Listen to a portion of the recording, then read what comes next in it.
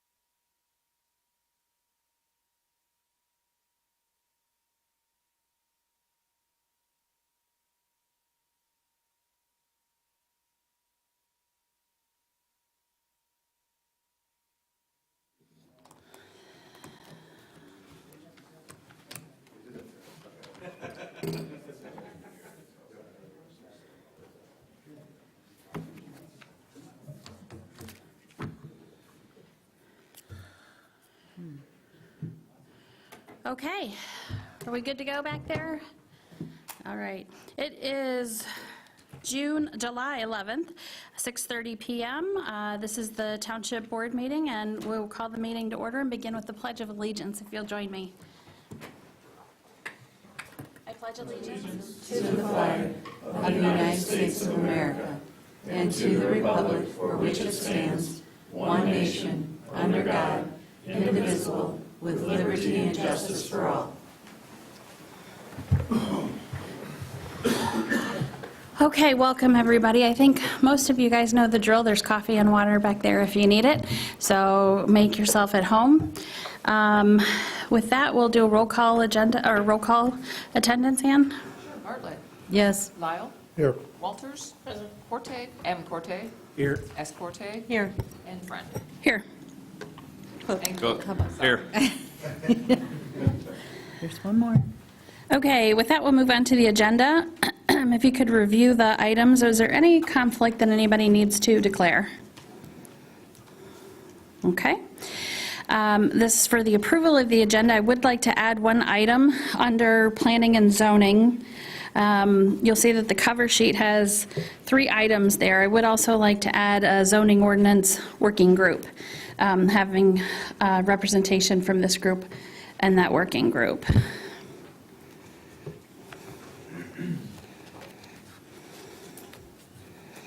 You can see that cover. Let's see, where are we at?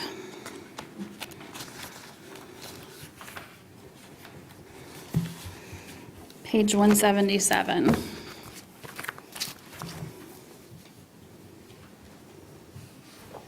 Okay, with that, is there a motion on the agenda or a suggested change? Make a motion to approve the agenda with the addition of the Planning and Zoning Working Group. Is that what you call it? Zoning ordinance working group, yeah. Zoning Ordinance Working Group. Is there support? Support. Okay, motion's made by Bartlett, support by Cook. Any further discussion? All those in favor indicate by saying aye. Aye. All those with no, say no. And we have an agenda. With that, we will move to public comment. This is the opportunity for anyone in the public to let us know their opinion. We do not have public comment open for any of the agenda items tonight. We'll just have you express any comments on any of those topics at the initial public comment. That does also include the planning and zoning items, which are their quarterly report, 3-mile trail extension memorandum of understanding, and the short-term rental draft document. There's no anticipated action on this tonight. This is just information to the board. So Ann, would you go over the rules for public comment, please? The purpose of the public comment is to give members of the public an opportunity to express their views and opinions to the members of the board. To maintain order and ensure fairness to every speaker, the following rules must be followed during public comment. Speakers will approach the podium and introduce themselves by stating their name and address and then proceed to make their comment. Each speaker will be limited to 3 minutes and is only allowed to speak once on the same matter. Communication previously emailed to the commission is not necessarily to read aloud. Public comment time may not be given to another member of the public. Any arrangement for speaking on behalf of others must be arranged prior to the meeting. When your time is at 2 minutes, 30 seconds, you will be alerted with the yellow signal to wrap up your comment, and at 3 minutes, you will be alerted with the red signal, and the chair will ask you to conclude your comments. That is a synopsis of the rules. Okay, I just want our auditor who's present to notice that we try to save money with those little cards there. Did you see that? Okay, very good. Okay.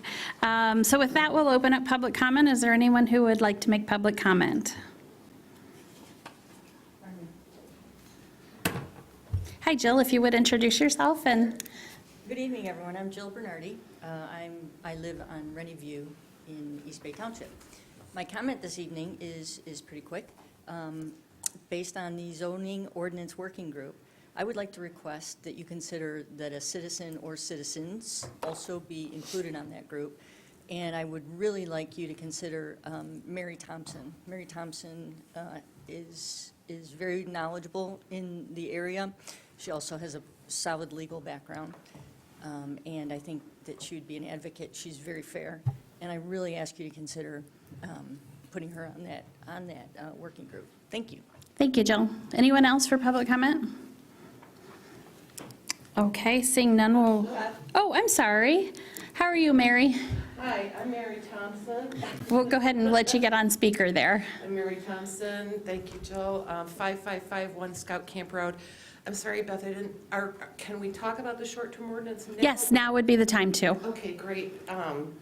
Okay, so I live at 5551 Scout Camp Road. Thank you all for doing what you do.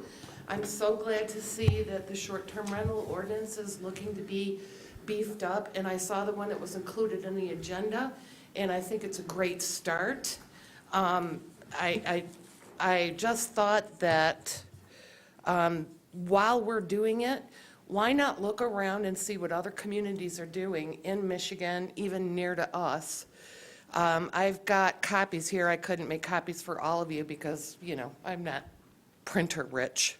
So, but I have Sutton's Bay and Long Lake Township ordinances.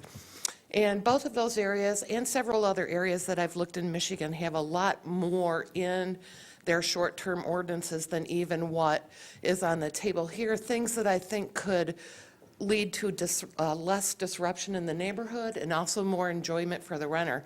Again, I love short-term rentals. I use them in other states. It's a great way to immerse yourself into the community. And what we're all trying to legislate here is common courtesy and common sense. So I think that if we look around at these, and I'd be glad to volunteer for the township through Claire or whatever to help her look for all these other ordinances and see if we can include some other ideas from other communities.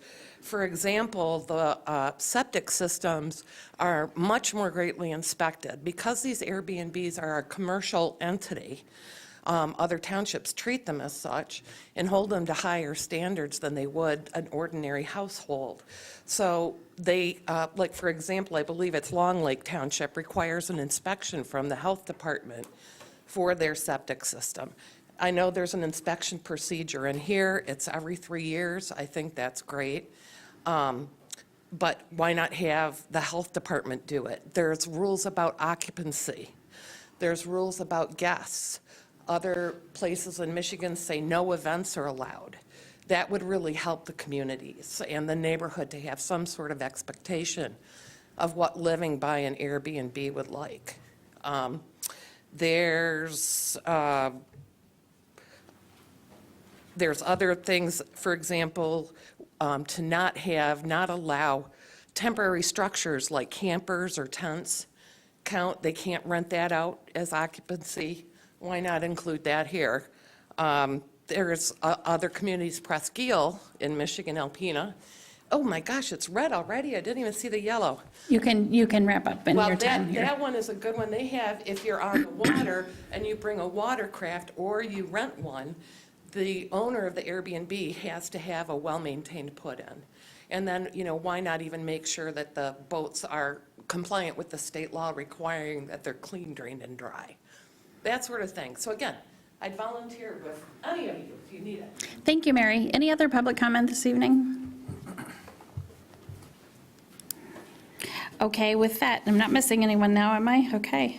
We'll move on to correspondence and reports. Those are included in your packet, and actually you also have some correspondence that came in since the packet was distributed that includes 4 additional letters. So that is for your review, and I'm sure you've gotten those via email as well already. So from there, we will move on to the consent agenda. Anna, would you go over the consent agenda, please? Sure. The purpose of the consent agenda is to expedite business by grouping non-controversial items together to be dealt with by one board motion without discussion. Any member of the board, staff, or the public may ask that any item on the consent agenda be removed and placed elsewhere on the agenda for full discussion. Such requests will be automatically respected. If any item is not removed from the consent agenda, the action noted in parentheses on the agenda is approved by a single board action adopting the consent calendar. This evening you have the minutes of June 13th, 2022. Recommend approval. Check numbers 17145 through 17220 from the general fund were paid in the amount of $73,021.20. The emergency fund, check numbers 5033 through 5055 were paid in the amount of $98,043.53. The the receiving fund, check numbers 2866 through 2868, paid in the amount of $158,985.97. Escrow fund, check numbers 1849 through 1855, paid in the amount of $43,631. No checks issued from the SAD Roads Fund. Payroll fund, June 5th, 2022 through June 18th, 2022, check number 7335 through 7339, totaled $56,830.58. And the payroll dated June 19th through July 2nd, check number 7340 through 7344, totaled $52,831.37. Total payroll, $109,661.95. Total amount paid, $453,343.65. There are no proposed budget adjustments, and there is one other item, a Planning Commission appointment, July 10th, 2022 update. Okay, yep, that July 10th is when I placed it on the agenda. It came out after this. Yep, yep, perfect. No, I just wanted to be clear for the board members here. Okay, with that, is there anything on the consent agenda that any member of this board would like removed? I just want clarification. Sure. Can you restate the emergency fund amount that the checks were written in for? $98,043.53. $68,043.53. Just got an extra 9 in there, okay. Thank you. Okay, anything else? Okay, with that, is there any member of the public who would like anything removed from the consent agenda? Okay, we'll bring that back to the board for a motion. I'll make the motion to approve the consent agenda of July 11th, 2022. I'll support. Okay, motion has been made by Walters, supported by Bartlett. Any further discussion? Okay, we'll do a roll call vote, Ann. Walters. Yes. Bartlett. Yes. Cook. Yes. Davenporte. Yes. Lyle. Yes. Escorte. Yes. Brent. Yes. Well, my fellow board members, you have a good night in front of you because it's pretty much sit back, relax, and listen to a bunch of information this evening. There's a lot of reports. So with that, we'll invite Steve Peacock here from Raymond. He is our principal with our auditing firm, and we've completed our audit of the financial statements for the 2021 fiscal year. This says do not move microphones. Do not move. If you touch it and move it, it will combust. So, no, I'm kidding. It seems a little punitive to me, but You I move, move it over. yeah, wherever you need it to. Well, thank you, Madam Chair, and everybody, thank you for having me back here at East Bay Township. This is the December 31st, 2021 audit report that should be in your packet, and I believe you guys have all had it, and I'm sure you've read it word for word. I'm here to talk about a couple highlights in this document, and if I can take you directly to page number 1, titled Independent Auditor's Report. This is probably the most riveting part of the presentation because for the first time in several years, this report has changed. So when you look at the first paragraph, it talks about the financial statements that we were engaged to audit, which was the December 31st, 2021 financial statements. Well, then right directly after that is our opinion. Remember before, it was at the very end, talk, and then the opinion. So now the opinion resides right there after the financial statements that we were engaged to audit. So we are issuing a clean or unmodified opinion on the financial statements, which is the highest level of assurance that we can place on financial statements. So that's the gold standard. Moving through the document, the basis of our opinion, we are conducted the audit in accordance with governmental auditing standards. At the bottom talks about representations of management for the financial statements. It's important for you to know that these are not our financial statements. They are the township's financial statements.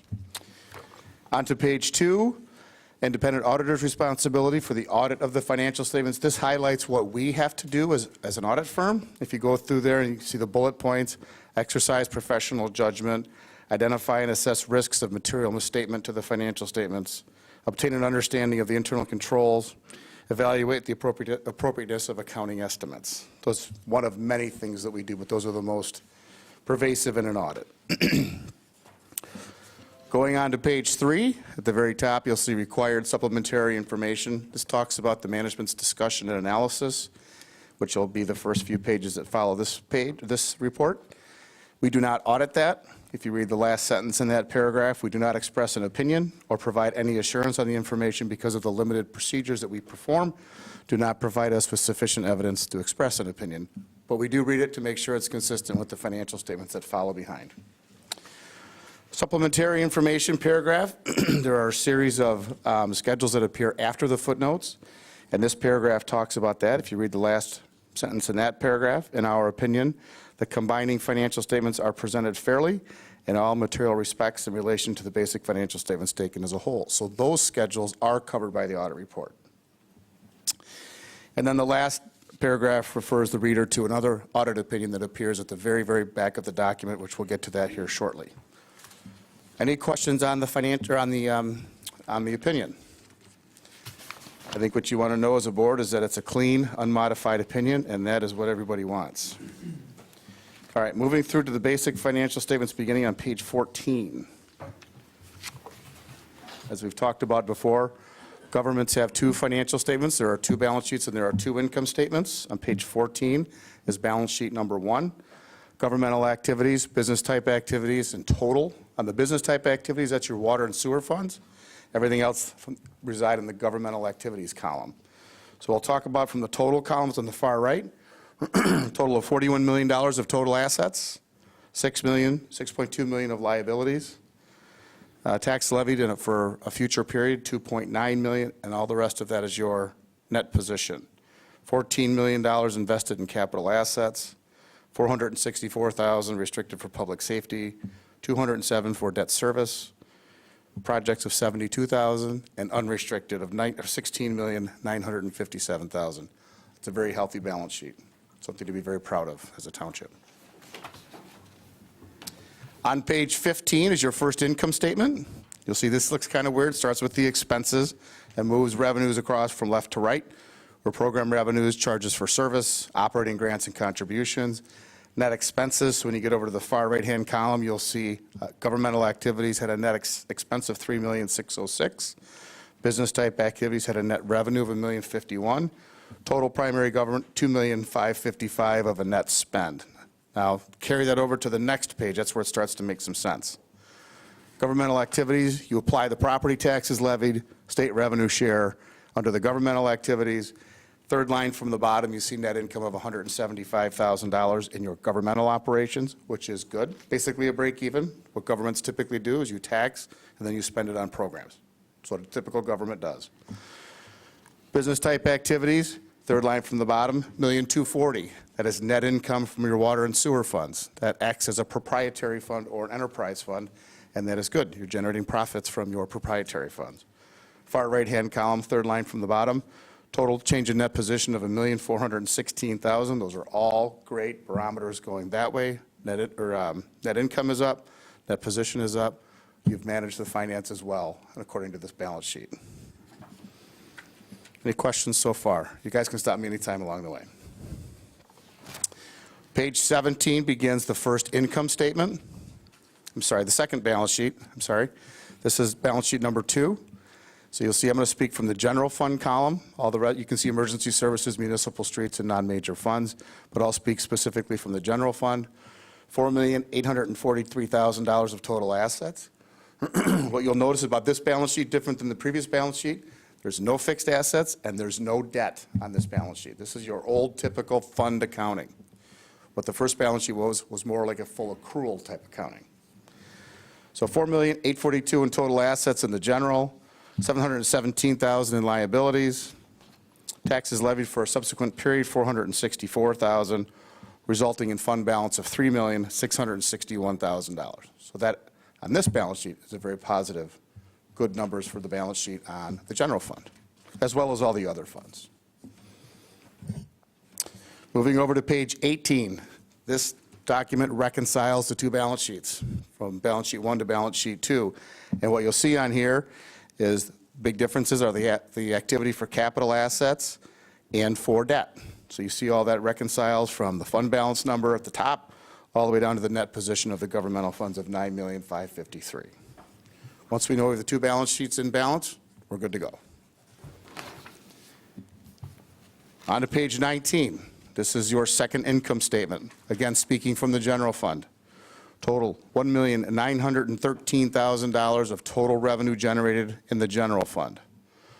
The total column on the right shows 4.6, and you'll see the sprinkling between emergency services, municipal streets, and non-major funds.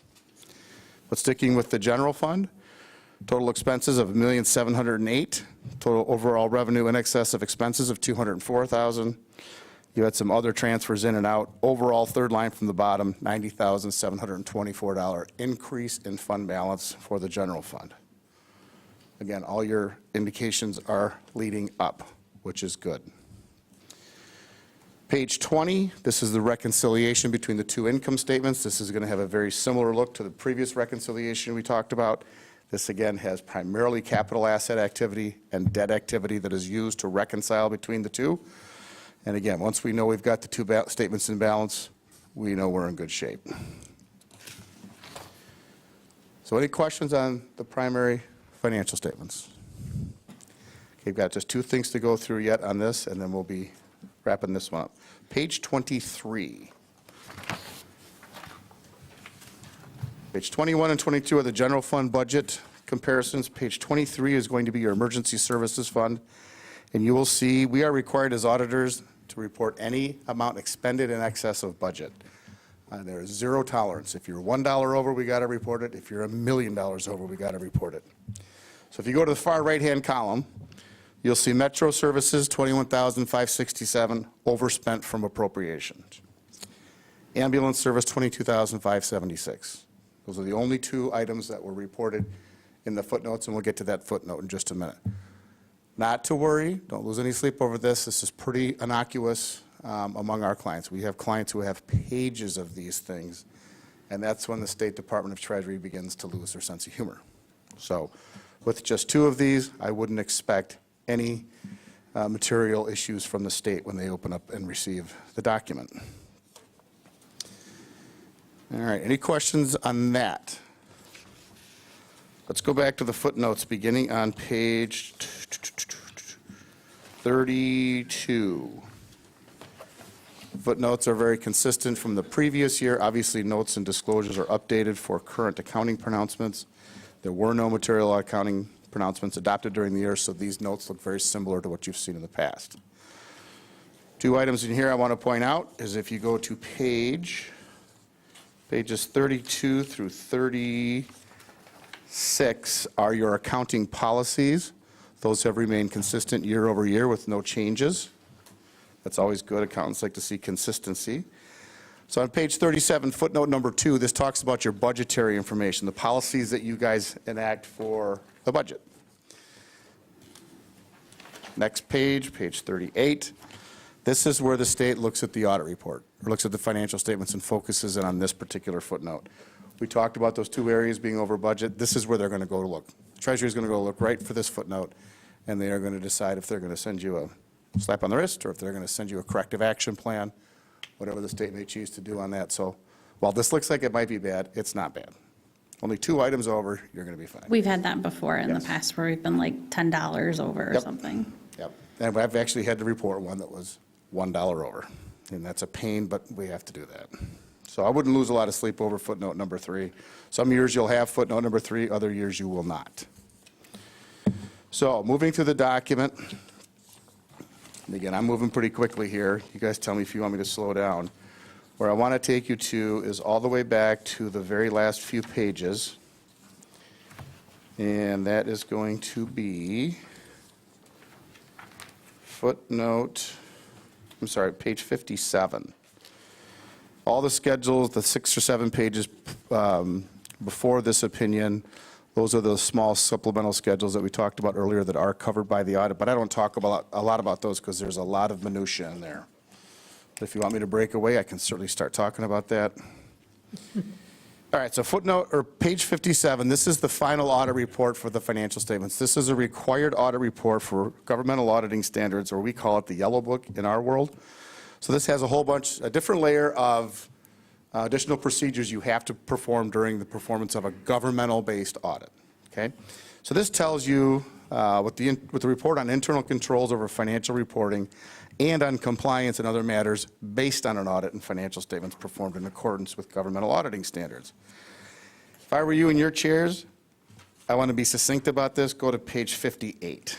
All that language in the front talks about, it defines control deficiencies, defines material weaknesses. You probably want to know what were the results. Page 58, top paragraph, last sentence. The results of our tests disclosed no instances of non-compliance or other matters that are required to be reported under governmental auditing standards. So that is another gold star and another great attribute in your audit.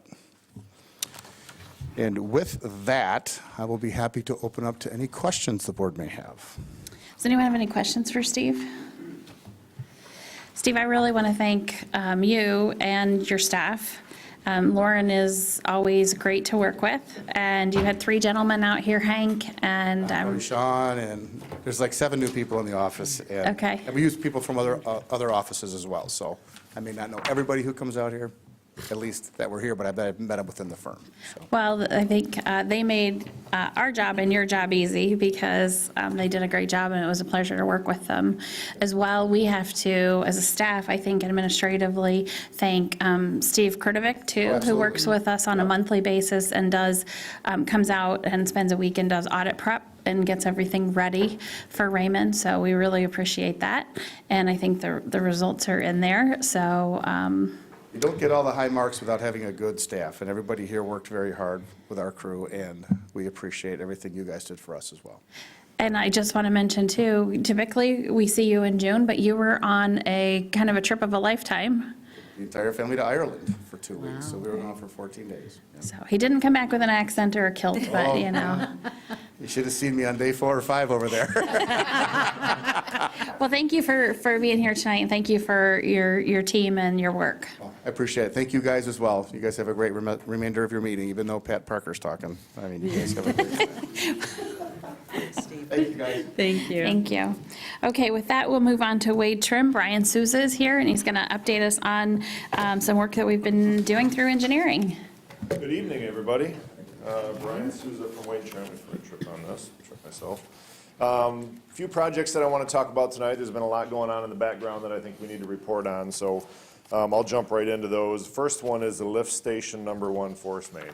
Remember a while back, you guys approved us to go and take a look at the cost of replacing that force main. And that's essentially the main from lift station 1, which is down by what I call the avenues, the northwest part of the township, and pumps your wastewater, handles all the wastewater from East Bay and all the wastewater from Acme, pumps it to the wastewater treatment plant at the city. And remember, we had some issues with that last summer where we had to repair a part of that main. So we wanted to take a look at some options for replacing that and some costs associated with that. So I have the final report. I've reviewed it a couple times. We've made some tweaks. We keep adding some options because there's a lot going on in there in that right of way. We've got rail, we've got trail, we've got other utilities. Some of it lends itself well to directionally drilling. Some of it's better for open cut, and that's kind of what we're going back and forth on to try and dial what that might be in, dial in what that best option might be. So. Any questions on that? I would expect we'll have that report to you before the next meeting. And I will just add too, with that project and the expense of that project, and that'll be shared with Acme Township, we have networked with the city manager and their manager of I'm trying to think of Art's title, and it's escaping me right now, but Public Works Director or something. We've talked with them to see if at all this project could be wrapped into some large capital improvements. They're doing some funding through the state that has some really low interest rate plus a grant component of it. Unfortunately, we can't really fall under that and adding it in, even though it does eventually end up in the city. We thought we could maybe do it under the master sewer agreement type thing, but that's not going to work. But we can still take a look at some of the same funding mechanisms that they're using too. Right. Any questions on that one? All right, Arbutus 5, if you recall, you received some grant money to do that project. We've designed that project. That was submitted to the state for their review. The granting agency takes a look at it. I think they said they have 2 months or 3 months to get through that and make comments. They've had it for probably 6 weeks or so. They did make some comments last week. We addressed those, returned that information last week. So it's in their court to give us the final blessing to begin and go out for bids on that project. Now, depending on when we get that final information from them and we're ready to go out for bids, we'll want to have a discussion on, let's say that's next week. Do we really want to advertise this project for bids in the middle of summer? Probably not the best option for good prices. Usually you get your best prices if you can bid something in the winter with contractors trying to get their schedule filled for the next summer. So, but once we get that approval, we can have that discussion and see how the board wants to go forward with that project. Any questions on that one? All right, couple smaller ones here. The Grace McDonald Park Warming Hut. We were working with Ray Kendra from Environment Architects, and he did some preliminary sketches for what that might look like between meetings with Beth and I out on site. Put together a cost estimate for that. It was higher than what you would expect. So we had decided to say, hey, let's kind of take a poll of some of the local contractors and see what they think that cost might be. So we're working to get some more numbers. We did get a number returned. We just asked for budgetary numbers, nothing of any detail, not a bid, just to see where everything kind of shook out. So as we get more information, we'll pass that on. But the first number that came in was lower than what the original estimate was, which is what we would expect, because a preliminary estimate, you want to try and come in high, but we about hit the floor when we saw that number. So, so anyways, we're still working towards that, and there'll be more to come on that. Any questions there? And we should be looking at the preliminary scoring coming out probably within a month, 6 weeks, yeah. Bayview Phase 1. At the last meeting, you guys approved takeover of the Bayview development, Phase 1, water and sewer, predicated on the fact that we were happy with all the closeout information, and we submitted a letter stating such. So that has been done. I think you've got a copy of that letter in your packet. There are some minor tweaks we're requesting. Was not enough to worry about holding up this whole thing. Like, for example, label the hydrant numbers on the record drawings, things of that nature. So, so they're making those adjustments, getting that back to us. They worked pretty hard and diligently and put in some late hours to try and get us a big stack of information right around the 28th, 29th of June. So, so things are going well there. Any questions on that? They've got another phase that they've already put the water and sewer in. They've got to finish the testing. So it'll be Phase 2 will be coming down the road here in the next few months to take that over as well. Any questions on that? All right, and then the last one I've got on my list is Land's End. Land's End, Raven Lane, those were repaved last summer, late summer. And when the project was over, there were a couple residents there that had some concerns about, how things shook out at the end and how they looked. There were some roller marks that they wanted to see if those can be removed. So at the end of the season last year, between Ravens Lane, Land's End, and the Township, Elmer's submitted a letter, said, hey, we'll take a look at this next summer. We think that those will work out through the winter of paving and maybe a warm summer. If not, we'll address what we need to do at that point. So I did go out and take a look at those here last week or 2 weeks ago. Just kind of did a run through. Roller marks are still there. I don't know if the fix is any better than than leaving the roller marks in place, but so I had asked Elmer's to take a look and give me their thoughts on that situation so that we make sure that they're not kind of just forgetting it and dropping it. So I haven't had a response yet, but I just sent that out to them late last week. So. And I think in general, the homeowners that were involved with you and I were pleased with the process. Yes. Yeah, I don't think that the homeowners are upset out there. I think it was a great project, turned out good. There's just a couple minor locations that really need to be looked at, addressed, and discussed. But overall, things went well there. Yeah, I really appreciate you, Brian, working with Elmer's to get that documented and get them back out there and so forth. Yeah. So that's it for me on reports. Any questions that any of you guys have? Anything? Do we have Wade Trim looking at the project on Vanderlip?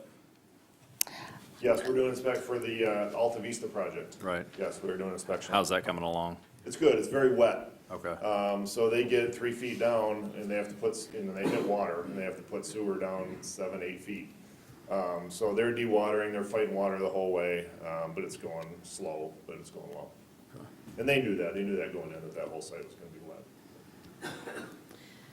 Do we have, might be for Beth more, do we have a time frame that we need to do the Lake 5 since it was a grant? Nope, we're good, and the DNR does a really nice job working with you, particularly when you're, involved and progressing and in good contact with them. All right, just checking. Nope, good question. And that same question. All right, there's nothing else. All right, have a good evening. Thanks. Thank you. Thank you. Okay, with that, we'll move on to Grand Traverse County, and we have Rob Henschel and Daryl Nelson here. Welcome, gentlemen, how are you? You're both welcome to take a seat at the same time if you would like, or you can, tag team, whatever. We actually prepared a report with no words, choreographed with dance, pantomime, and sign language. But I left my notes at home, so we'll just... You're on your own. Okay. Anyways, Rob Henschel, Grand Traverse County Commission Chair. Lots going on at the county, but a lot of the stuff is the stuff we've reported in the past. Things like upgrading our software from the old 1970s style Unix mainframe and getting into a more modern computer system. We just finished our budget early, several months early, just last week, and that was part of the project of upgrading all the computers, because 500 plus employees and multiple departments are all using this system to manage their budgets and things like that. So we had to get that in the system, next year's budget in the system, so we can start the transition. And that's about as in detail as I can explain the situation there. But our crew is working hard on that, and it's going to be really good down the road. Just, whenever you upgrade something, whether it's remodeling a house or upgrading a computer, you're going to go through some speed bumps along the way, and that's kind of where we're at with that. Other projects, as East Bay Township knows intimately, is the Epic GT, online permitting, still rolling out little bits and pieces of that, working with prospective other townships showing interest, villages, the city, and doing what we can to get, eventually, my vision is all permitting, whether it's county, road commission, or township, or village, all in one place, so people want to add on to their house or get a permit can just go to one place and get all their permits submitted and know the status of them and know what they need to submit. So that's where we're at with Epic GT, and that's we keep casting that vision, and we're just slowly coming into focus over time. Daryl, you want to talk about the senior center? Sure. I don't know what notes you brought. You guys probably heard that there was a $7 million grant from the state of Michigan that came for the senior center. We were aware that that was in the works. We had a pretty good indication it was coming. Didn't want to bring that out because, when you bring that in, it kind of sheds a lot of issues and can complicate things. But Senator Schmidt was pretty integral in getting that done. And so that moves things up quite a bit, and it also saves, the one possibility was the county, all taxpayers in the county are being assessed a millage, which some people were pushing for, some people were not. So that's, I think, a good thing. It's state money coming back to the area for the one of 5 senior center locations. So that's moving ahead pretty quickly, and we'll be a part of that. ARPA is on your agenda for later. I did have a conversation with Supervisor Friend. Our board has taken a very slow and methodical approach to the ARPA funds. I know, like Leelanau County, much smaller pool of funds, and they made a decision early on. They're going to put it all towards one project, and that was their internet infrastructure in the county. It was an obvious need, and it was really easy for them. We have much more diverse needs in Grand Traverse County, and a little bigger pile of money, $18.1 million that we're dealing with. I think it was 3.2 in Leelanau, something like that. So we're really taking it slow, not jumping into anything, not making any commitments. But in the coming weeks, now that the budget is passed, and we've got a lot of big hurdles taken care of at the county, we're going to be having those discussions over ARPA. My personal desire is that a good chunk of that goes towards water and sewer infrastructures to protect our clean lakes, rivers, and streams we have in Grand Traverse County. And that would be through our townships and the projects they have going. You know, sometimes in water and sewer, there's a project that's like an obvious benefit, but hard to figure out how to pay for it.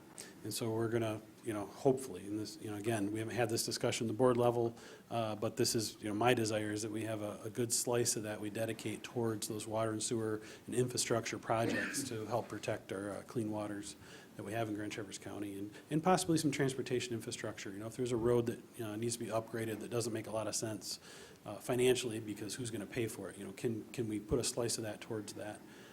And those are my thoughts on ARPA funds. I know there's a lot of nonprofits that are hoping to get, you know, a piece of it.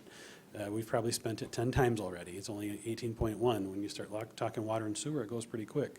So those are the thoughts we're having, and discussions will be forthcoming in the coming weeks. So next time we give a report, we'll probably have a lot more to talk about in terms of ARPA funds. But did I miss anything? No, unless you guys have questions for either of us. No, I appreciate the process that you guys have gone through with the ARPA funding. I mean, we've been watching that through the township and through Michigan Townships Association, and you've pretty much adhered to the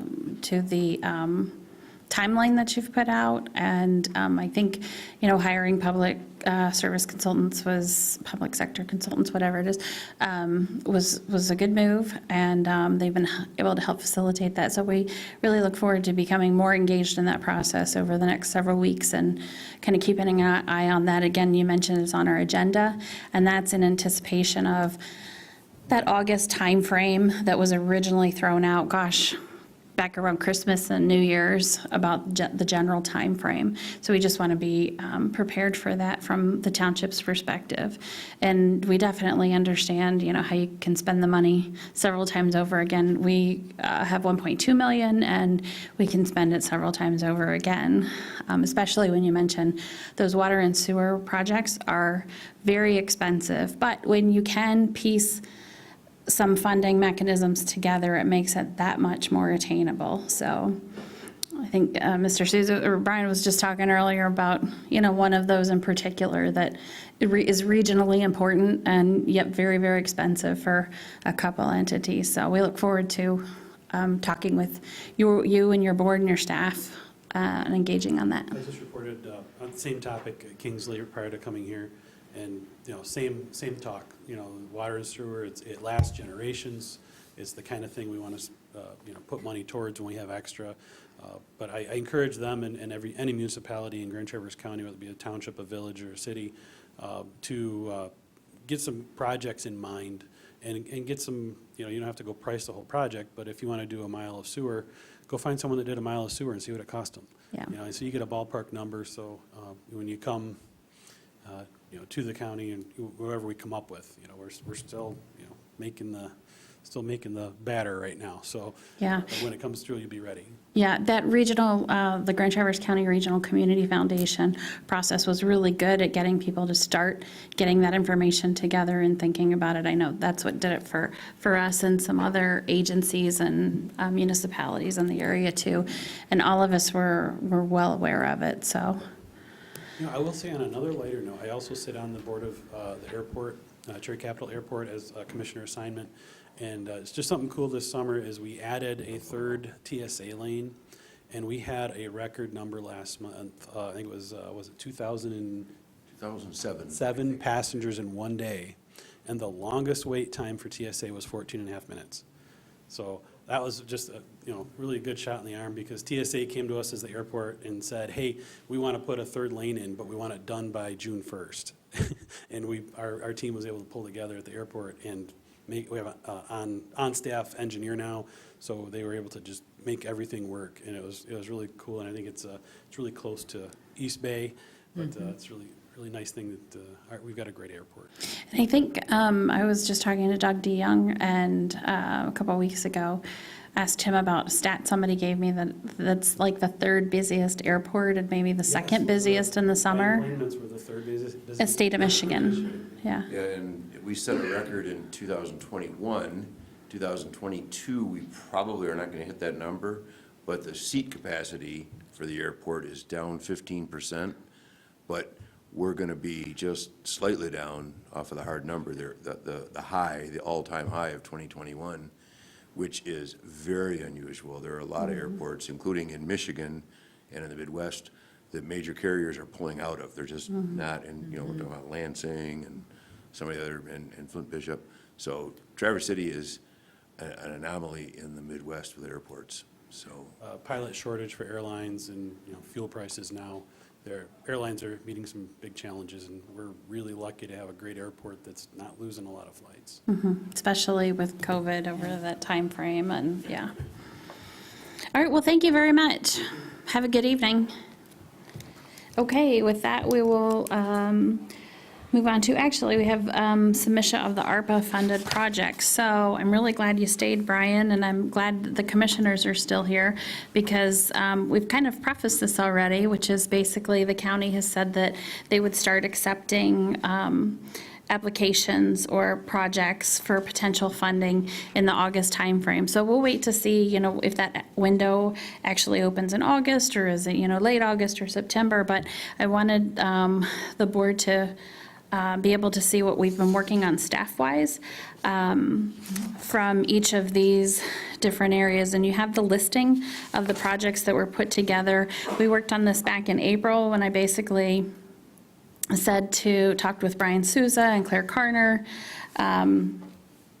had Jake work with the Parks Commission, and then also with Nick Lemkool on some different projects. And on page 109, you can see the ones that percolated up, that were actually formed. And it is, as one of the commissioners mentioned, it is a rough look at these projects. These are not through, some of them maybe partially, but these are not all through engineering or, you know, design architects or anything like that, but gives us an example of some of the projects that we have. And some of these will be the very same ones that come to the township too, for part of that, the township's funding. So with the engineering, just as a recap, we have the cleaning and televising of the US 31 sanitary sewer system. So remember that part of that sanitary sewer system along US 31 we relined, but this would also be, this wouldn't be that area, this would be the area further west of that, which is also an older line, but it is not pressurized, correct? So that's a little easier on the line than the area that we protected 2 years ago. Iron removal filtration media, and that's something that on paper has been needed, but however, technically, things are holding up, and we haven't needed to replace that filtration media just yet, but that will be coming any day. 5 Mile Road sanitary sewer extension. This was a project, I think Brian brought up that, you know, that's always been looked at with taking sewer down into that area. It's interesting because that is part of the area in East Bay Township. I just was looking at this paperwork the other day when I was cleaning out some papers.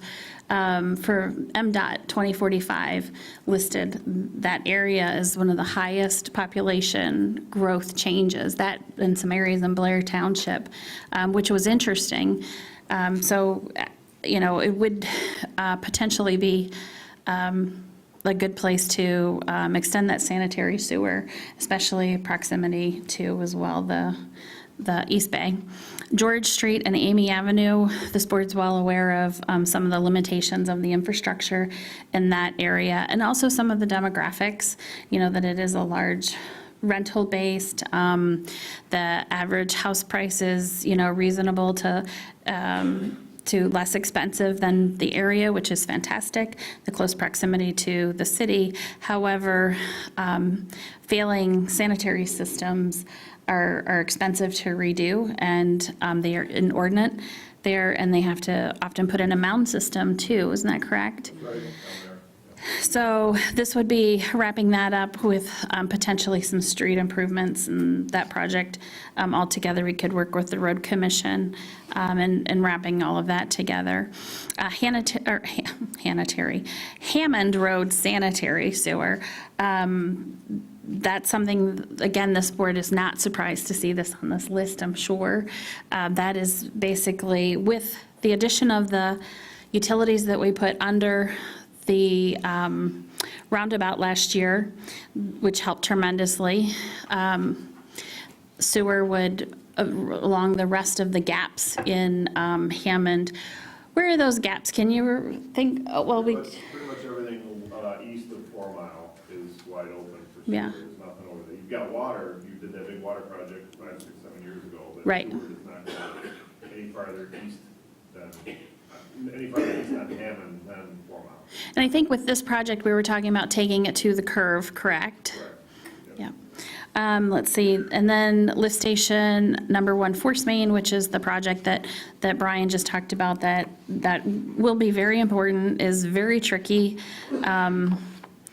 From diagnosis all the way to, constructing the redundant system, it's going to be challenging.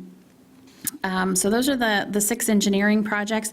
I really appreciate Brian's help, and also Joe Slanecki. He had, I think, almost just started when we were looking at these, and spent significant couple days or putting these together so we could submit them to the foundation. With planning and zoning, as you guys know, we have the Safe Routes to School, where we've had positive feedback from the board or conditional commitment. But that condition comes with some criteria that we still have to jump through those hoops. And we're looking at probably a gap there of about $100,000 is what we're estimating so far. It's really hard to tell right now with prices, but that's one part of it. Plus, I think that the project sheet in here that went to the foundation was just on the gap for the actual infrastructure of about 100,000, but I think that gap will be a little bit more when you take into account the engineering, although we're working really hard with the County Road Commission and to leverage as much as we can. Initial discussions with them is they'll be doing some of the surveying, and so that's very, very helpful to try and keep that gap to a minimum. US 31 North Corridor placemaking, that's something, again, this board won't be surprised, as there's been interest in that corridor and improvement for economic development, multimodal, all sorts of things. So this is in specific doing some of the planning for the placemaking on US 31. Holiday Woodlands Natural Area Planning, that's the property we'll be closing on July 19th. And this would be just for the planning portion of it. The township will likely be putting in for some grants as well to do some, even an initial stakeholder engagement to kind of come to an agreement or a general vision of the tenants of what that property will be like and be available for the community. So this would enhance and continue that planning. The parks, these are ones that you've been real familiar with. Arbutus Lakes number 5, the first phase of it, which is what we're looking at and that have submitted to the DNR right now. Obviously, as you know, already have the grant, we've done the engineering, we're just waiting for the okay to go out on the bid. This would be phase 2, which is that portion that's where the current play area is over in there, so just improving that. It's a pretty limited phase, not too much required of it. Rec plan is something that is going to need to be done for 2023. Grace McDonald Warming Hut, you're familiar with. Killingsworth bathrooms are just looking at upgrading the pit bathrooms that are out there. And the community garden is something that the Parks Commission's been working on quite a bit. And with the ambulance, the Echo unit, which would allow us to leverage and have better and quicker care, not better care, but quicker care, and help out as well. Some of the response when the ambulance is busy, the Echo unit can go to a call as well as meet the fire department there too and help coordinate that care. So those are some of the items that are on here. This is the list that was generated just in discussion with these departments on what some of their things that percolated to the top for them were, as you can see, all of the sheets that were printed from their submissions to the county, just like to get some feedback. And since we don't meet until August 11th, I think it is, next month, I don't want, to hear, that, well, the county is now accepting applications and getting them ready. I want to be more on the front side of that than I'm reacting to it. So I wanted to see about any thoughts regarding this project list and the county's request for ARPA funding. Excuse me. I guess my question is, we talked about this board meeting and discussing ARPA funds, and I haven't heard of a date yet. Have we been working on that? So with respect to the township's ARPA funding, we had a list of, I don't have the memo in front of me, I just looked at it the other day, of working with the township departments, bringing back, oh gosh, I wish I had that memo in front of me, but it was through the fall that we would be working on the projects to bring to the board, and it was, the actual discussion was in the first quarter of 2023 for a decision-making process. I was just on the phone the other day with John Michelangelo, talking with him about potentially facilitating some of that discussion.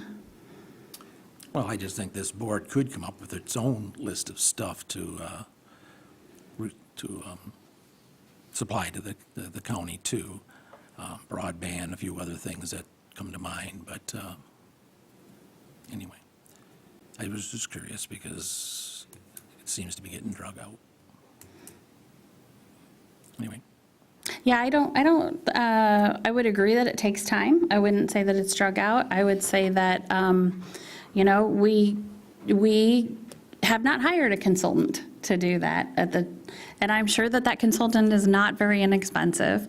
Kudos to the county for doing that, but they are on a completely different staffing level and budgetary level for hiring those consultants. So this was, like I said, done through our departments. This is by no means meant to be exhaustive, that this board couldn't add something, of course, but this is just to be able to get something towards the county. And a lot of these are pretty readily agreeable. So for example, that lift station #1 Force Main, that's huge. And also a lot of the parks projects. Recreation has been huge over COVID. I was mentioning to Commissioner Henschel the other day that I was interested to hear when the supervisors were together and meeting, how many of them, I asked, what do you see a lot of your townships utilizing or envision spending ARPA funding on? This was probably 3 months or 4 months ago I asked this. And a lot of them really stressed recreation. And I said, that's really interesting. I really thought maybe some other things in there, sidewalks, streets, whatever. And they said, really based on just how much people engaged and used the recreation was a huge thing that they thought, that they felt, and their boards felt too. So yes, we are still getting that information together and can be adding that for the township's 1.2 million. But again, this is in preparation of the county's request. Mindy? So the lift station #1, is this on Acme's list as well? I don't know the answer to where they're at on a project, so I mentioned that everyone was aware of the foundation's request for infrastructure, I can't remember the word they use, log or infrastructure inventory. I don't know that everybody submitted to that. As a matter of fact, I remember looking at the results, and I don't think that every municipality did that. So I can't tell you where they're at in their process. I just think it would be a good thing if they have it on their list as well. Yeah, well, I can tell you that Doug and I are in constant communication because we see each other at a lot of meetings. And every time when I mentioned, we talked with the city to see if that could potentially fall under some of be added to expand that program. He was at that discussion with me. He knows that this project is out there, that we have forwarded some funding for Brian and Wade Trim to do the initial look at some of the engineering. And Brian has been in touch with Gosling Zubek as well. So, but where they're specifically at in their process of deciding to submit anything to the foundation or to take anything to the county, or where they're at in their own individual process, I don't know the answer to that.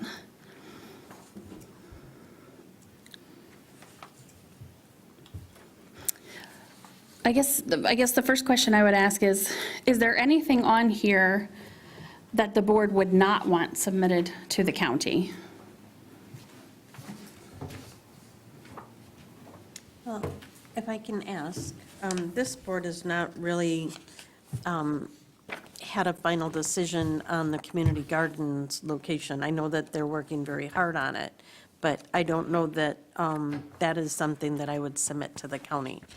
I think that when it gets to that point, I think we can handle that cost. It's not overly exhaustive. I guess I wouldn't see that as an immediate need that should be funded by the county's part of it. Just thought. Any other thoughts on that? I mean, is that open to anyone, not just East Bay residents? So Yeah, community it garden. would be beneficial to other or county-wide residents to be able to come and use it. So I don't know that it isn't appropriate. Actually, well, the work that they've been doing, it's heavily tied with the schools, too. The schools have been very involved. Using it as a component of teaching, an outdoor yeah. teaching classroom. Right, but either way, I mean, I think it's open to more than just East Bay residents, so I don't think it would hurt to put it out to the county. Any other thoughts or ideas? Question. Yeah. It says it's $200,000 to put in a community garden. So first of all, one of the things I want you to take with a bit of a grain of salt are the amounts. These haven't been through engineering. So these are projects that are at all various different stages of readiness. But yes, that's what the initial submission, it says. And there are some who think it will be less than that, and some who think it will be more than that. The garden that they're speaking of does have an outdoor pavilion for like an outdoor teaching classroom attached to the community garden. How big a garden did they figure on making? You know, I don't 5 remember. acre, something like that? Well, it's located between the Township Hall and the library in the back part of that property. Very small. So it's, I mean, you can take a look at the plot plan that Beckett and Rader did an initial design on it. What's been added again from the Beckett and Rader plan is that outdoor pavilion classroom. Other than that, I don't think that it's changed tremendously.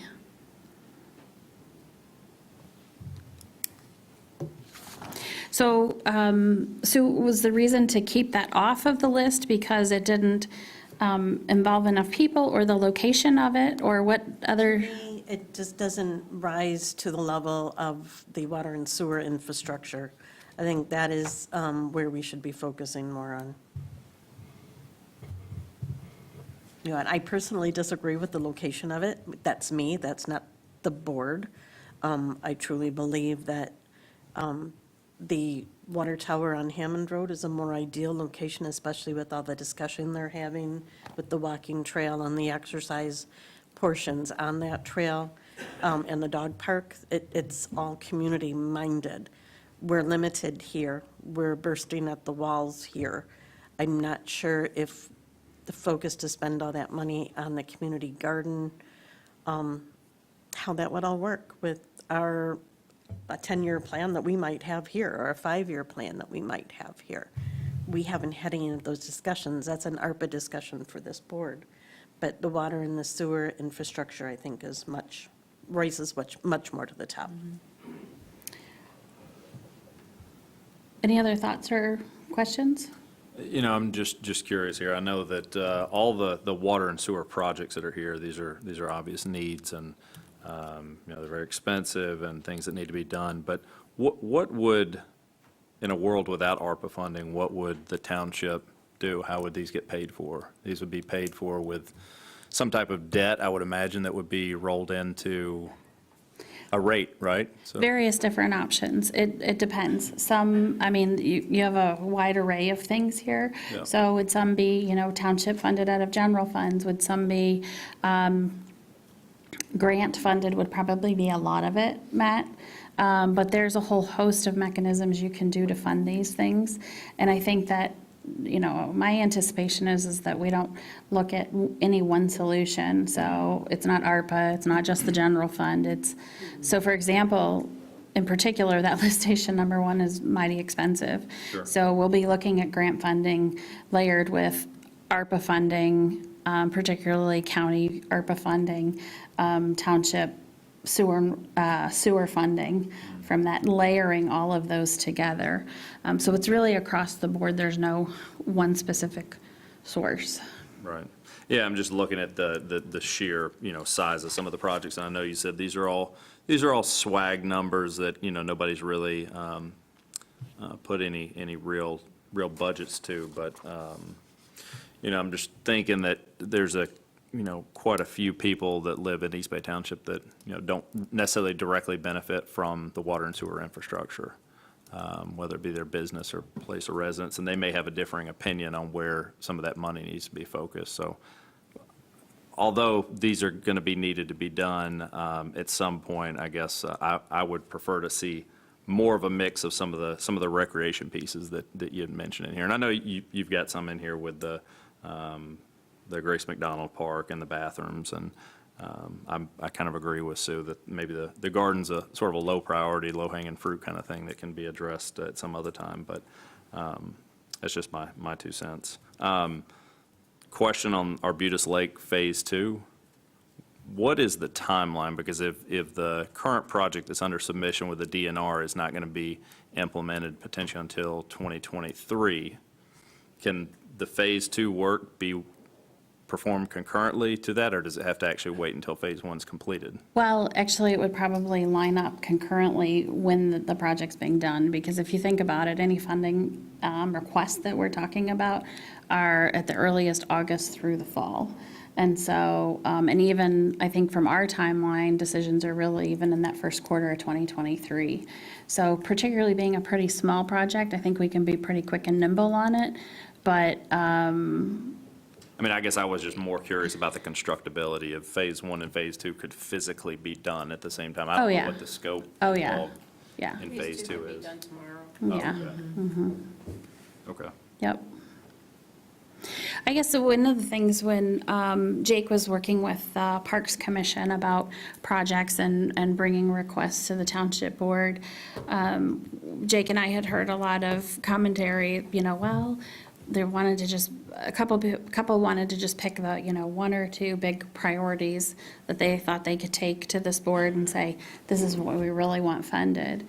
And what Jake and I were mentioning to them and suggesting is that while those are your priorities, and that's great, expand that ask, because you don't know what the board you're presenting to's priorities will be. So, and I think that stands also with this board, the request from the county board. Well, for example, we heard Commissioner Henschel say that water and sewer infrastructure is very important to him personally, and I think that's fantastic, being one of the watered and sewered townships in the county. I think that sounds great. However, he has, you know, other board members, and they may be all focused on recreation or education, or we don't know. So I think at an initial standpoint, this gives us a pretty broad scope to put forth to the county, and they can pick and choose what hits their priorities. Mindy? I don't see anything about the water tower property on here, not the dog park, not the adult fitness park, not the trails around that property. I would suggest that we have that on here as well. So, and I'm trying to recall right now, and it escapes me, if that is part of the listing that's on the Parks Commission that's coming to this board for ARPA funding. I actually think, and I could be wrong on this, and I will double check, I believe that that project's not on here because it just hasn't, it isn't that far along. It is not, I mean, when you listen to the Parks Commission, they definitely have, you know, a commitment to that's what they want to see there, but it hasn't gone literally any further than that's what we'd like to see there. It hasn't hit any public engagement, it hasn't hit any planning process, it hasn't hit any engineering or trail design. Maybe put something on here with the, because we've got the rec plan on there. And in the rec plan, that's gonna have to be in there if that's one of the priorities. So Right. We're gonna have to have, you know, if it's the top 3, 4, or 5, I don't remember how many it is, you actually need, you know, a conceptual plan in there. So, Yeah. I don't know if we want to mention somewhere in that rec plan about that property, just to, you know, add additional information to whoever's reading our submittals, that this is one of the things that we're talking about. Yeah, I can get you an update on where they are on that plan. Obviously, there is some mention of, I don't think it's the water tower property, but I think it is a dog park. There is some mention, I believe, of that in the rec plan. But again, not that project complete, but that would be something that would be rolled into the next rec plan because it needs to be to go to for grant funding. And it is something that we could add as well for potential planning purposes. But I'm not so sure how much the county is going to want to fund planning. I think they're going to be looking at infrastructure, exactly.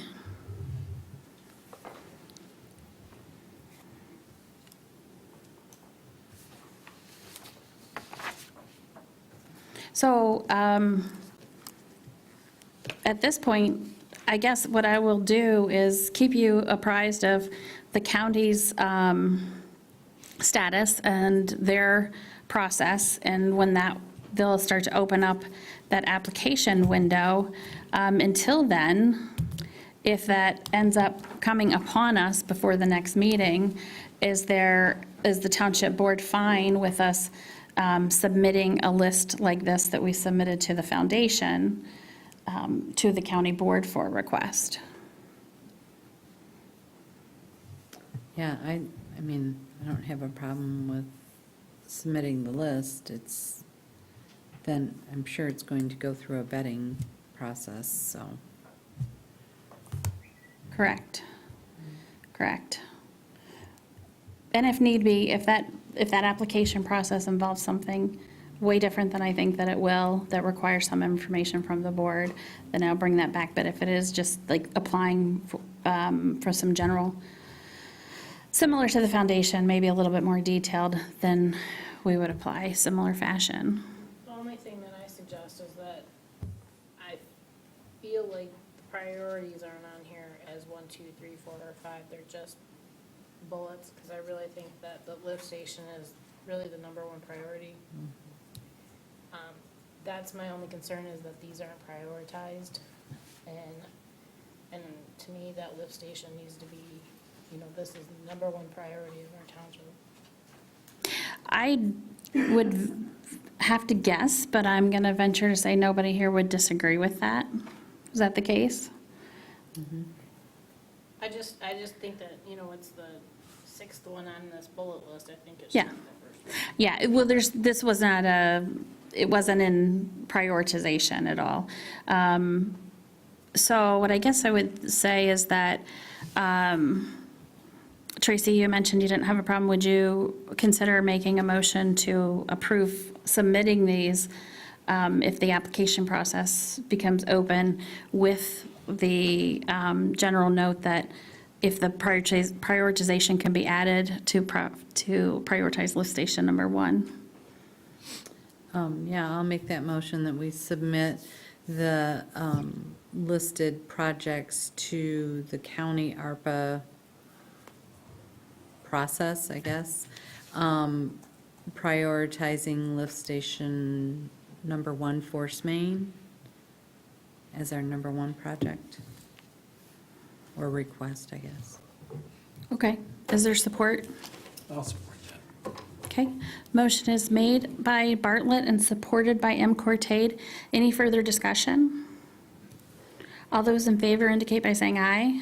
Aye. Any opposed by no? Okay, very good. We'll work on this and we'll keep you updated with what happens next on it. So we'll be talking to you, gentlemen.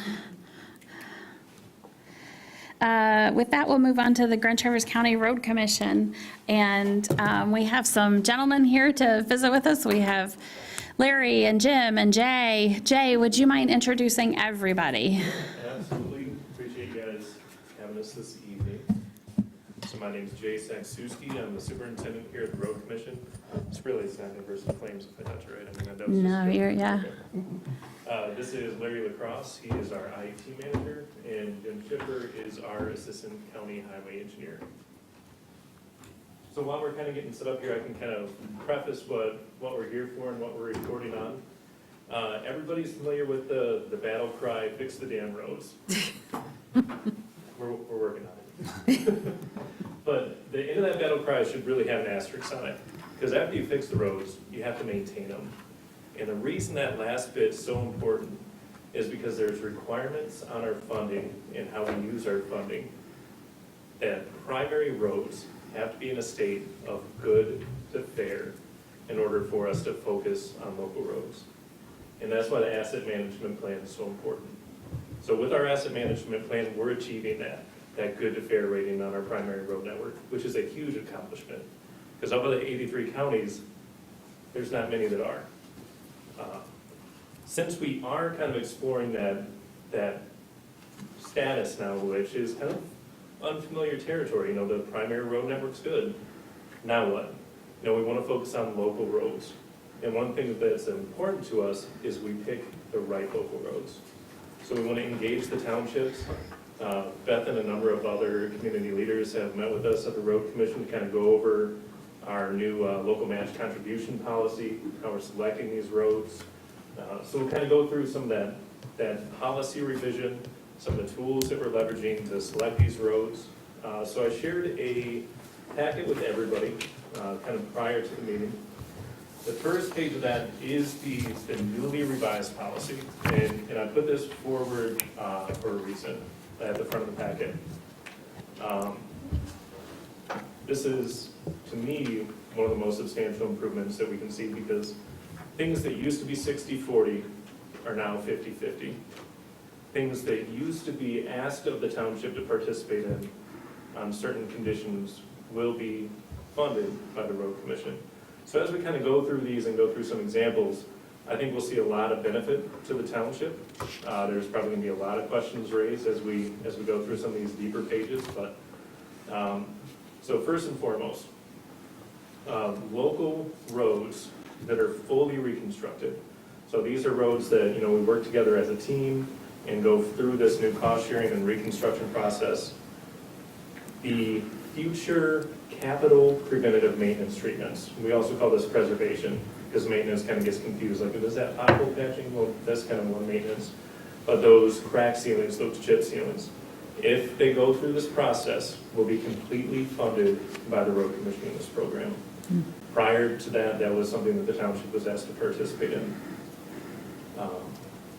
Brining now is 50-50. Historically, you look back to 2016, 2017, those were 60-40s back in the day. Seasonal roads are still 100.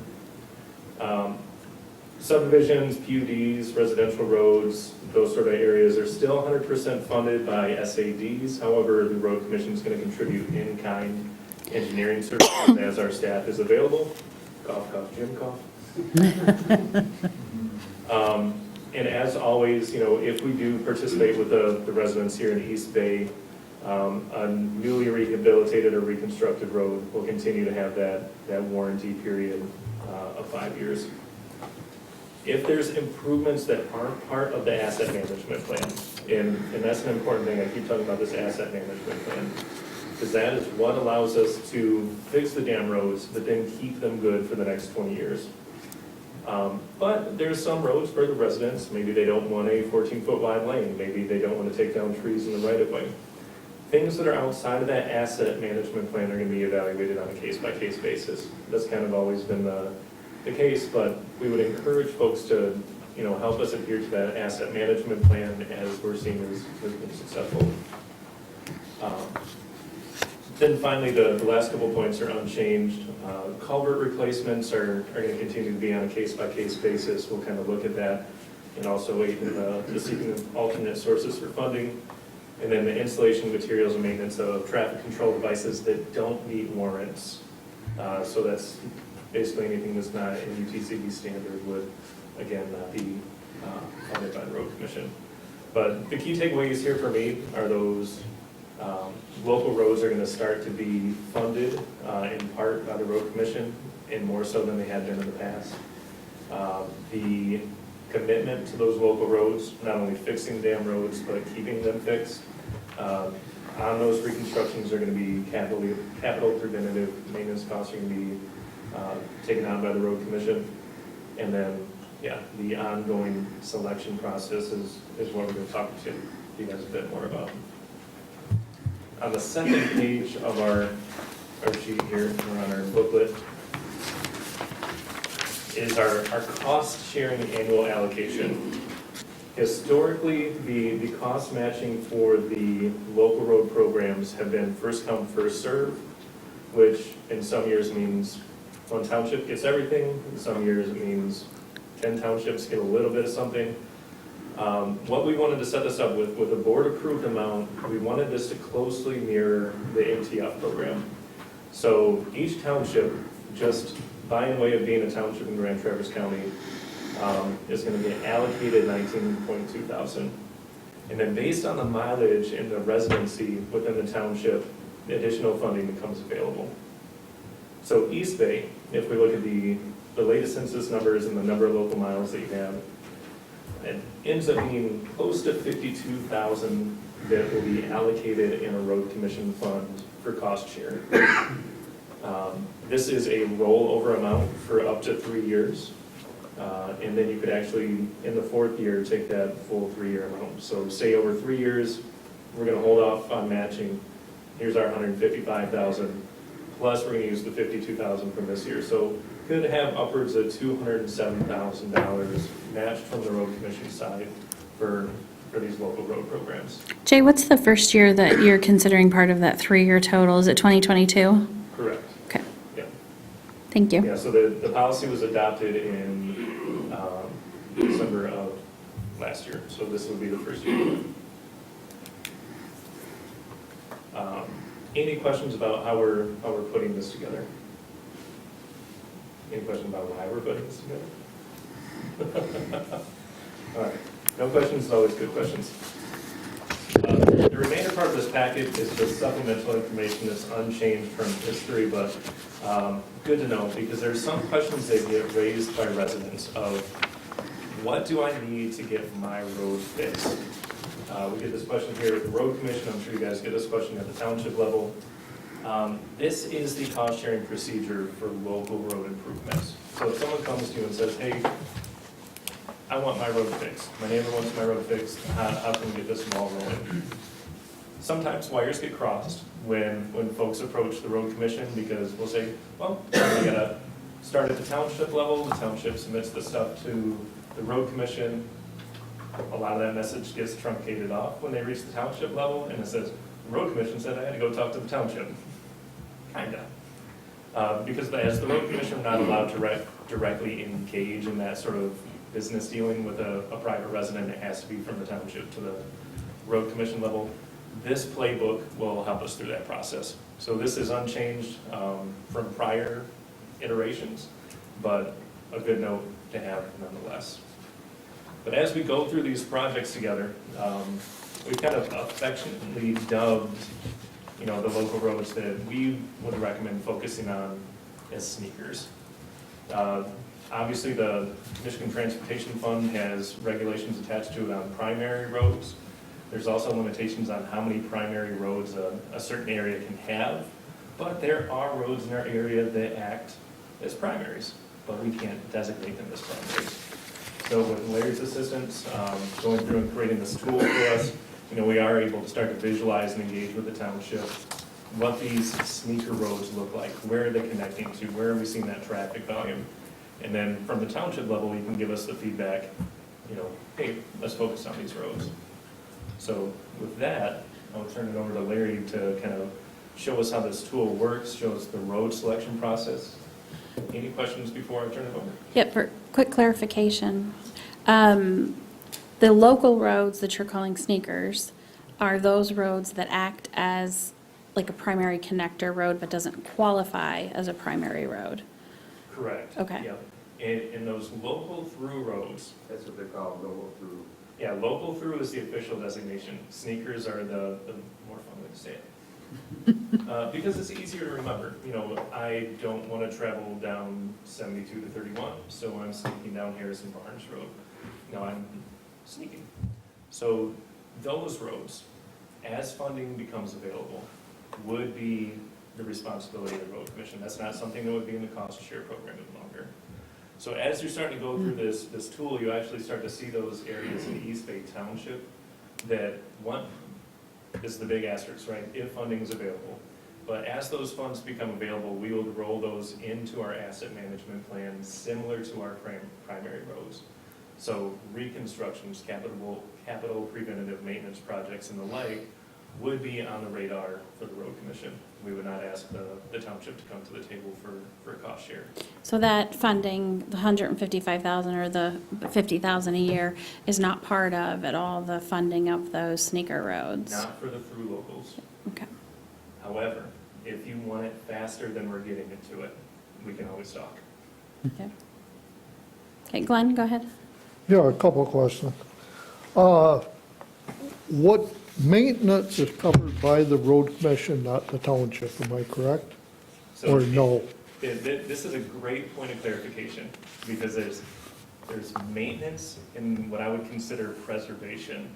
Maintenance to me is plowing the roads, patching potholes, restriking the lines, those sort of things. And those are always with the road commission. That's what my group prioritizes in field operations.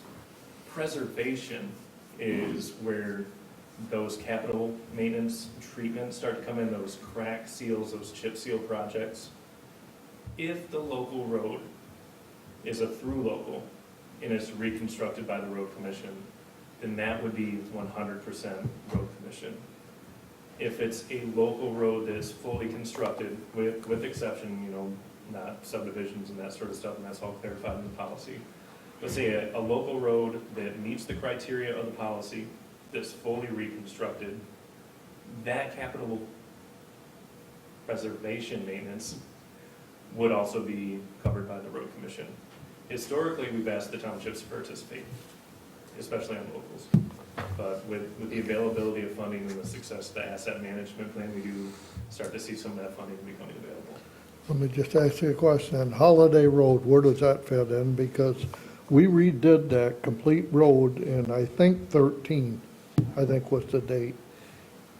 Nothing's ever happened since then. We got cracks, we got water setting.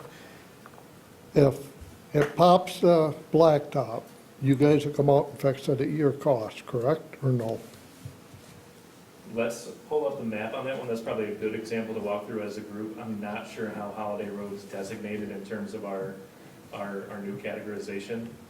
But say to be named road, not specifically Holiday Road, but if it is a subdivision road, there would still be that 5-year warranty. So if there was a defect in craftsmanship or subgrade work or something like that, as part of that SAD, that repairs and rehabilitation would be on the road commission. Beyond 5 years, I would encourage folks as they're considering SADs to consider at least a little bit of that capital preventative maintenance as part of their SAD.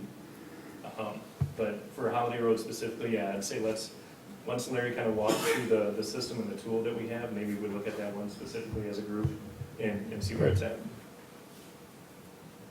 Any other questions before I roll it on? He inspects it every day, so just so you know that. On his walk, he walks it every day, that's why I'm teasing. No, no, it's not teasing. We had a public speaker come in and talk to our crew, and, I mean, for fire and EMS and everybody, I mean, it really starts to put things into perspective. Our team, front of the house and back of the house of the road commission, fully staffed is just over 50 people. There's 100,000 plus residents in Grand Traverse County and 4 million annual visitors, if not more. There are more eyes on the road than we have within our building. So if you guys see anything funky, anything that's not right, anything that needs our attention, needs service, definitely let us know, because chances are we're We do, and I do appreciate you guys are always receptive to those comments, so appreciate that. for sure. Yeah, well, at this point, I will turn it over. Oh, Mindy, you had a question? Yeah. So we've done some local subdivision roads in the last few years that were part township, part road commission. If I read this correctly, we can't do that anymore, correct? So it used to be 75-25. And so 75% township, 25% road commission. If we figure the numbers on the back of the napkin, it's not drastically different when we commit to doing engineering in kind on those projects. Depending on the scope of a subdivision reconstruction or really any SAD project, the overheads and the engineering allocation typically are within that 20 to 30% range. So the road commission's still committing to doing engineering in kind, but it's not a percentage-based commitment.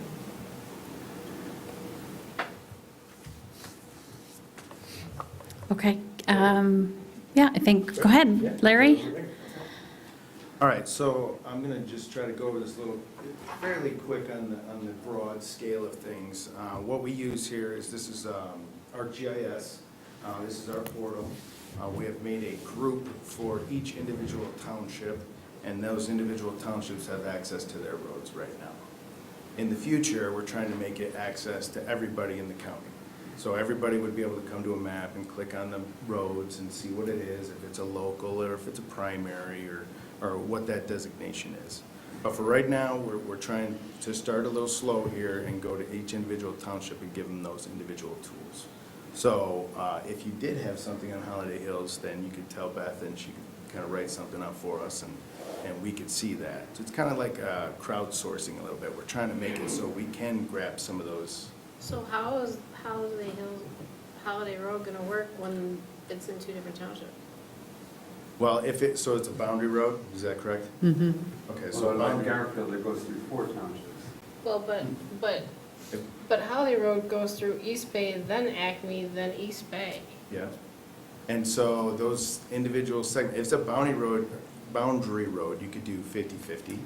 But if it's one that goes through, then how we're designating this, and I'll show you this, how we're designating this is if it's in your township boundary, that's your responsibility. Or designate you as the owner. We haven't done any SADs that are boundary roads, but we have looked at projects that are boundary roads. Town Line Road, Sharman Road, and what we've done is, like with Sharman, we met with the residents and we met with Rob Lako and the road commission, and then it just gets split between the Paradise and East Bay Township. My comment was, can we see it, the whole road? Yeah. Oh, can you see it from the GIS? I see what you're saying. Oh. Your stuff right now stops at your boundary. So right now, you guys are just seeing your boundary right now. So no. So no, we won't see the whole road. Correct. We'll have a In gap the, in the middle. like I said, in the future, we're trying to make it more public so everyone can see each individual road. And there's a long-term solution to that. In what hopefully the county will be considering in their ARPA funding is countywide pictometry, gentlemen, where we do have that. A lot of townships utilize that and spend a lot. We all fly on different schedules. It's terribly inefficient, and a lot of the townships that are smaller can't avail themselves of it because it's pretty pricey. And it would be phenomenal to have that on a county-based system for emergency services, for the road commission, because they can take that layer, and I've talked with Larry about that, taking our pictometry layer and placing it on top of this. So it would make this tool, along with so many emergency service and other types of tools, way more potent. And if I may, the other thing to consider as we're kind of stepping through this tool, and the topic got introduced, and it's a really good topic, is road segment. You don't necessarily have to go stop sign to stop sign, full road length on a project.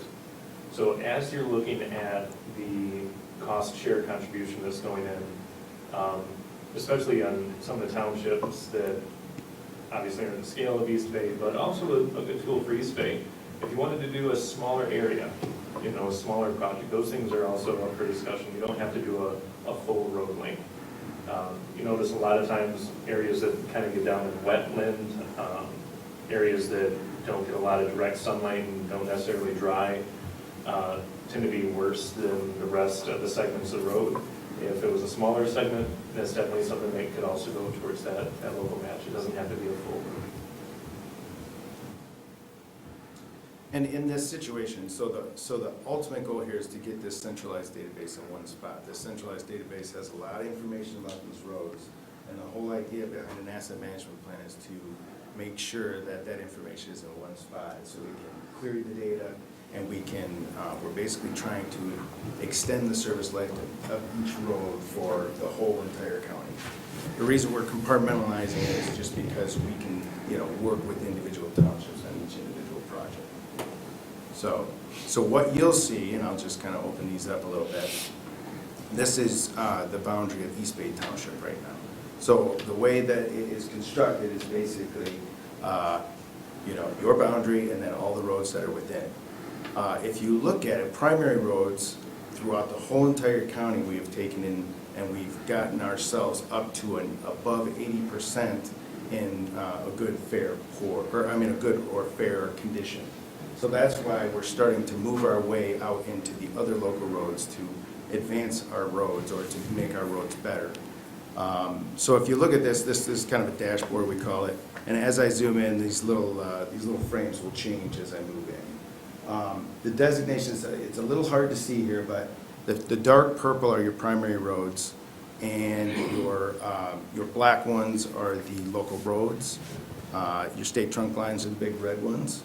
And then you have some seasonal hatch roads that you can see up in the northeast corner there. And then the green ones are our subdivisions. The orange ones we see in here, these are the new or the local roads that we have deemed throughs or local throughs, or these sneakers that Jay was talking about. So we are taking on over 15 more miles onto the road commission so that your township really doesn't have to worry about those. It goes inside of our asset management plan. We try to prioritize those by, remaining surface life, all the conditions that are the proximity of where it's at, if it's, by a hospital or if it's by an airport. So those things help elevate that in our asset management plan. So as we zoom in, and this is a tool right now that we have given to Beth, and Beth has a login. She can get in here and, move around. And basically what we're trying to do is just help the township really start our communication with the township via these web applications. And as you click on a segment of road, you will have the exact same information that we have to make our decisions.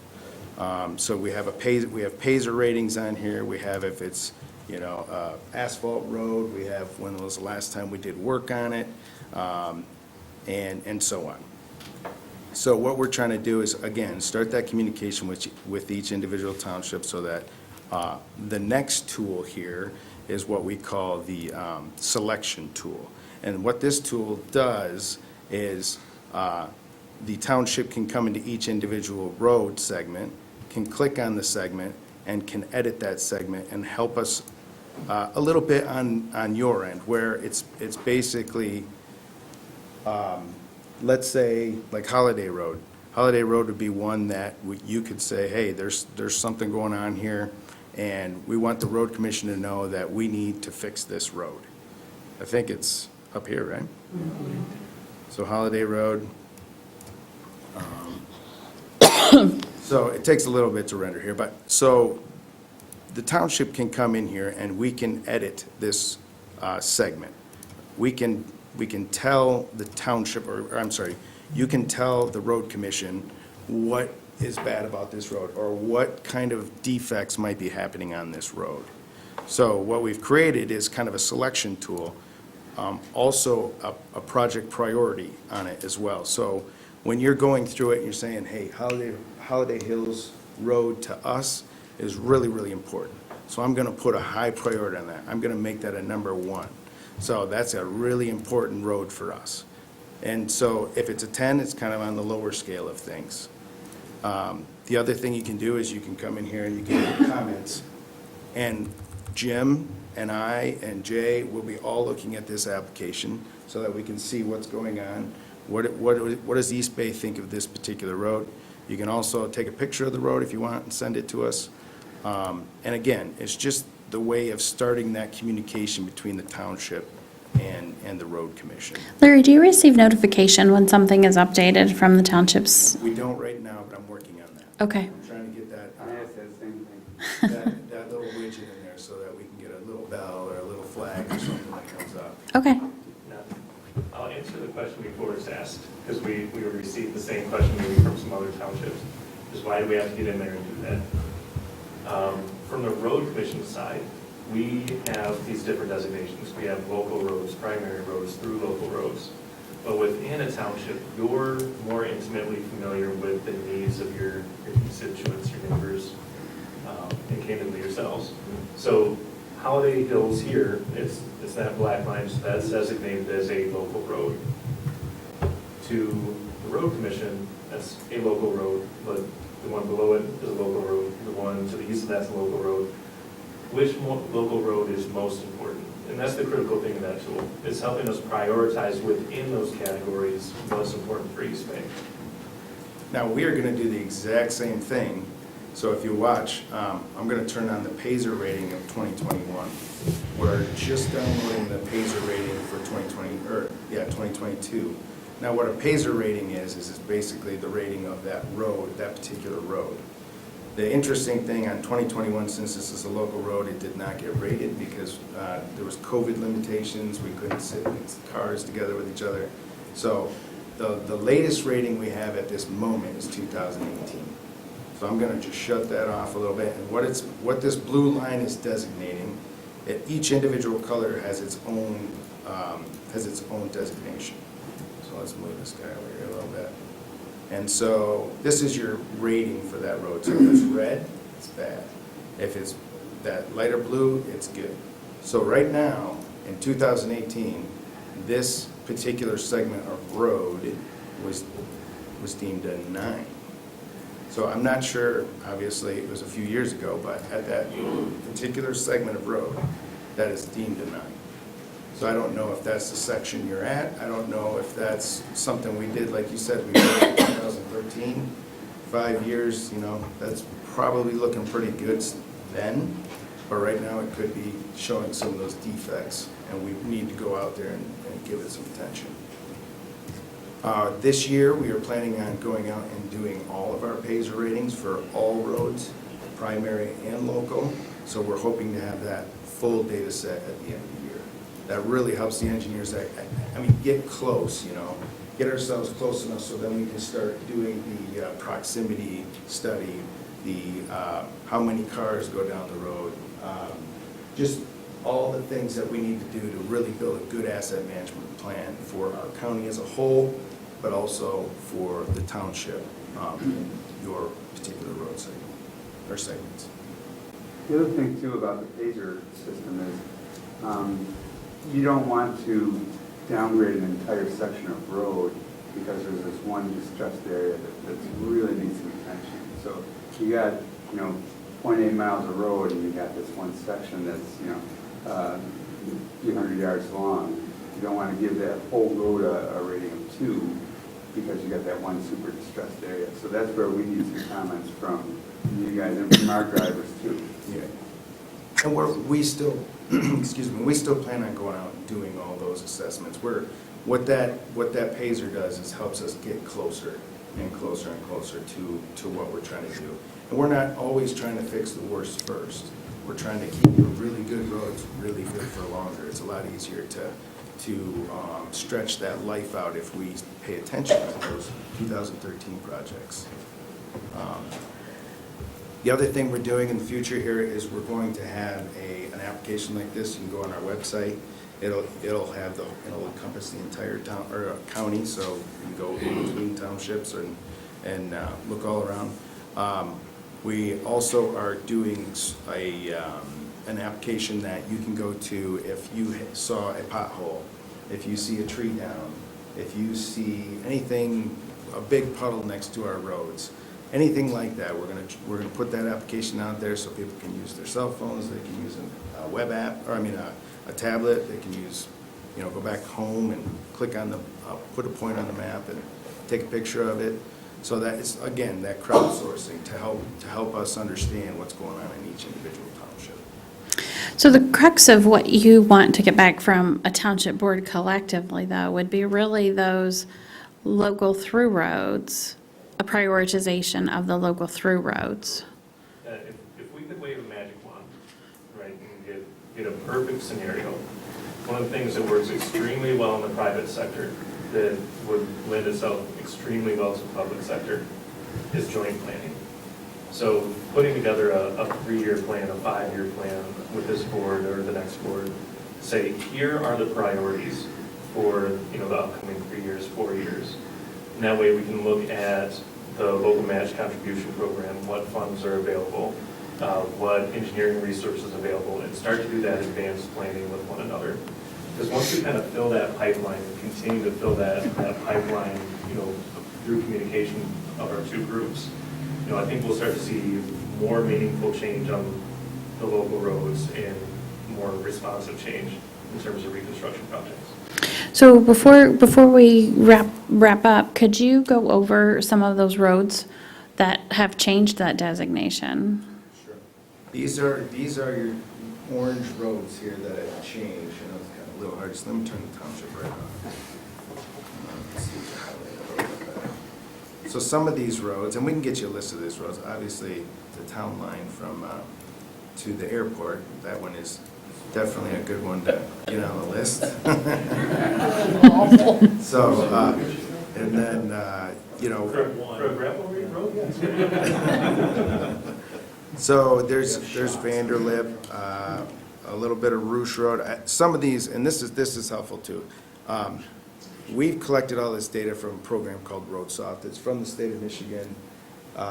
We're really trying to tighten up the data. The data is not perfect, so we're really trying to get our ducks in a row. So when you're in here and if you see something that's incorrect, then let me know.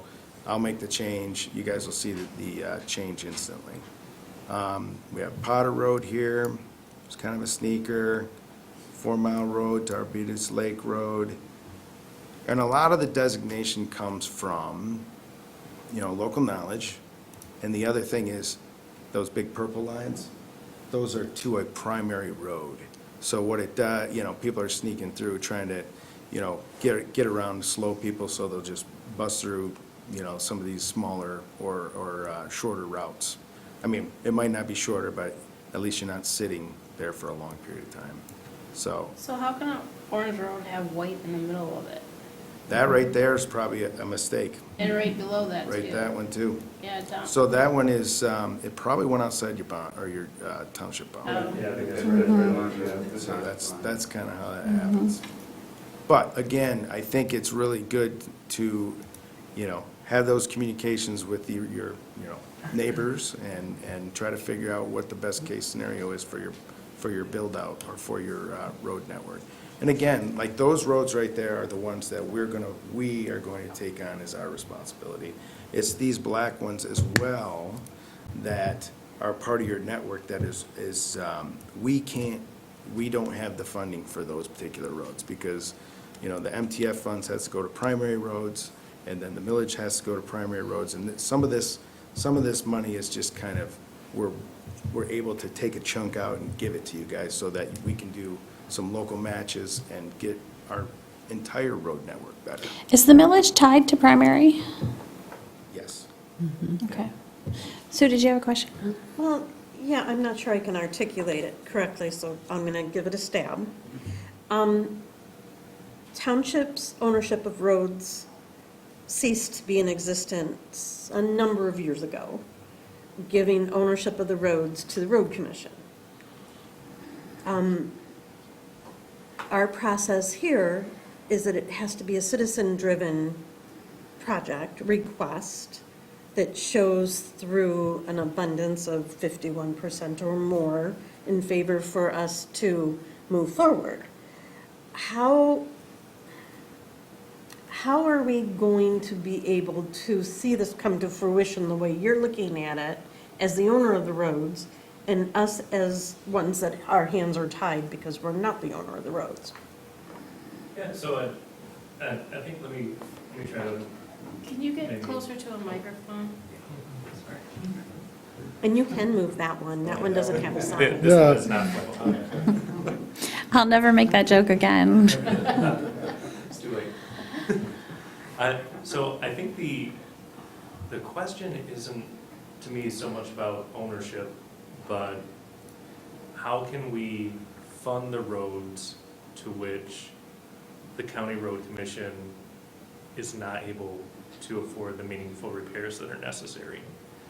And, you know, the county roads are in the Act 51 maps. We received some funding per miles from Act 51. You know, all of our gas tax and our registrations go up to the state. They wave a magic wand over it, do a shuffle, and every county gets a little bit. It's almost enough to cover snow plowing. So the millage is incredibly important to us. But even with the millage, it's still not enough to cover all the local roads. And to that aspect, when we roll this tool out, it's not so much an exchange of ownership or responsibility. It's more so a gaining of insights as to when those funds are available and we are able to address those roads. Which ones should we be prioritizing? So not so much a shift in ownership, but aid in prioritization, if that makes sense. It makes sense. I'm still just not sure how that component works legally for the So- township to be able So I to do think any kind the of partnering. 51% is SA. That's an SAD. That's really our Right. only mechanism besides brine. Well, and so the selection of the prioritization does not necessarily constitute an SAD. So especially within the, say, the through locals that we're taking on completely at the road commission side, as of right now, I mean, so we have Pacer ratings, which helps us prioritize, but we also want the township involvement on, hey, this through local is also important, but this one's really, really important. So it's not just Pacer rating, it's not just traffic counts, it's what's meaningful to your area. So input like that, you know, that's not SAD, that's not 51%, that's just a, hey, this one's important. When you get to the black lines on Larry's map, I think that's when that local match program comes into play. SADs and the sourcing of the funding gleefully is not up to us. That's a tough decision for the township side on, you know, how you guys opt to fund your side of the match on local road programs. I don't envy your position. Well, hold on one second. Our position is we don't have roads. Those are county roads. Oh, absolutely. And we don't have funding, nor, we don't receive funding for road repair, maintenance, any of that. We have chosen to, like a lot of other townships, allocate a percentage based on budget availability to help participate with those SADs. 10% is what our budget, our policy has budgeted. 10% doesn't even come close to something. On a lot of those roads that you're looking at, an SAD is still going to be quite expensive for all of those. So while we're happy to facilitate the administration of an SAD, our part of a special assessment district is solely what's in Public Act 188 of 54, which is we will conduct the resolutions, we will facilitate the the financial mechanism, but that's not the funding, because we just plain and simple don't receive it for that. So I do think the road commission knows that. I think the township knows that. I really appreciate the fact that, coming up with a new idea to approach things to make information better and exchange things, make it more efficiently is not easy. It's hard. And this has been a tremendous amount of work that you guys have done. And I really appreciate that of the road commission. And I think some good can come out of it. The ability for us to input some prioritization on top of your PASER rating is great. The availability to know steadfastly that a road is either not in your local through or it's an SAD is probably going to be unfortunate news to a lot of home road owners, but at least we know what the designation is. So that's a good thing, but I just want to be very, very clear about that. It is not, they're not township roads, they are county roads. So, and I don't mean to say that in any offensive way. It's not meant that way. It's just meant in a factual way. Again, I really do think that this is an intriguing software, and the use can be really helpful. And I know a lot of fellow supervisors thought the same thing. I don't know if you guys have any comments for them or thoughts? I had one. You mentioned the 5-year warranty on some of these projects that you would implement. Who holds that warranty? Do you pass that along to the contractor? Are they responsible for holding that, or does the road commission honor that warranty? The road commission would stand behind it. Okay. So if the contractor were to go under, I mean, obviously, if they had a defect in craftsmanship, we would try to work through our contract with the contractor, but that would be a hinge point for our engagement to the resident. Okay. How do you determine what this local through road is? I mean, you've got to have some kind of mechanism. I think you mentioned some data points from the state of Michigan. I don't know if they're data mining like people's. So we put together a pretty comprehensive decision matrix. And like Larry kind of alluded to, are there special case generators like hospitals, schools, shopping districts? Are they connecting primary roads? Traffic counts are a huge one of them, so there's actually 2 areas where there might be study involved. So this is real data, not. Correct. Opinion. Tribal knowledge is a little bit of it. So, I mean, it is just one of those things where if we know this is a place where people are sneaking through, that definitely goes into it, but there is a pretty comprehensive decision matrix behind it. And I guess, is it part of the next steps after you've defined what a sneaker road is and some of the other primary roads that may need some work? Is there decisions made where, hey, let's make this road not a sneaker road. Let's improve the primary road so people don't use it as a sneaker road anymore. Divert funding from, I just saw, for example, I think on there I saw that section of Vanderlip. I wonder, it's an unimproved, it's a gravel road, right? So I think it's going to get some pavement at some point here soon. But do you spend money to improve that road versus fixing parts of Hampton and 3 Mile in that interchange where it's not a sneaker road? So I'd say both. We're definitely taking both into consideration. So the improvement of the primary road network is always the foremost priority of the asset management plan. Because if those aren't at the fair to good rating, then the funding availability for these through locals goes away, just based on the restrictions on our funding. So yeah, that's always the utmost priority. In terms of network management to that aspect, not that point yet, to where we're actually looking at full routings and that kind of stuff. That's kind of why we want to engage the townships. Eventually, we would love to get to that point of an actual heuristic where we're looking at total path planning. But right now, we're more so road designation and segment based. Okay. Thank you. Mindy, did you have some questions? What is the current 1 mile of road paving cost? Worst answer ever. It depends. And today? So it really depends on the extent of the work that's needed. I'm trying to figure So- out how far $154,000 is gonna go. And that's what this tool will also help us do. Right. Because we're trying to get, well, it'd be kind of like a windshield, estimate, but at the same time, it'll help the township understand, okay, what would this cost us? And why did you end at 3 years? So, one of the things that we wanted to encourage is that joint development planning. If we extend it out beyond that, so if we look at not only the tenure of board members within the township, the tenure of people within the road commission, if you get out too far, you start to lose a little bit of that knowledge. The other reason we chose that short-ish kind of time frame. Some of the townships that don't have the ability to come to the table on projects, that money, if it, say that 3-year time frame elapses, that money stays within their township. So it gives the road commission the ability to say, hey, I'll pick on Union because they're not here to defend themselves. Union, you didn't use your 3rd-year money. It doesn't just go back into a fund somewhere and get absorbed. That means that the road commission will actually identify a small project or an improvement project within their township for those funds.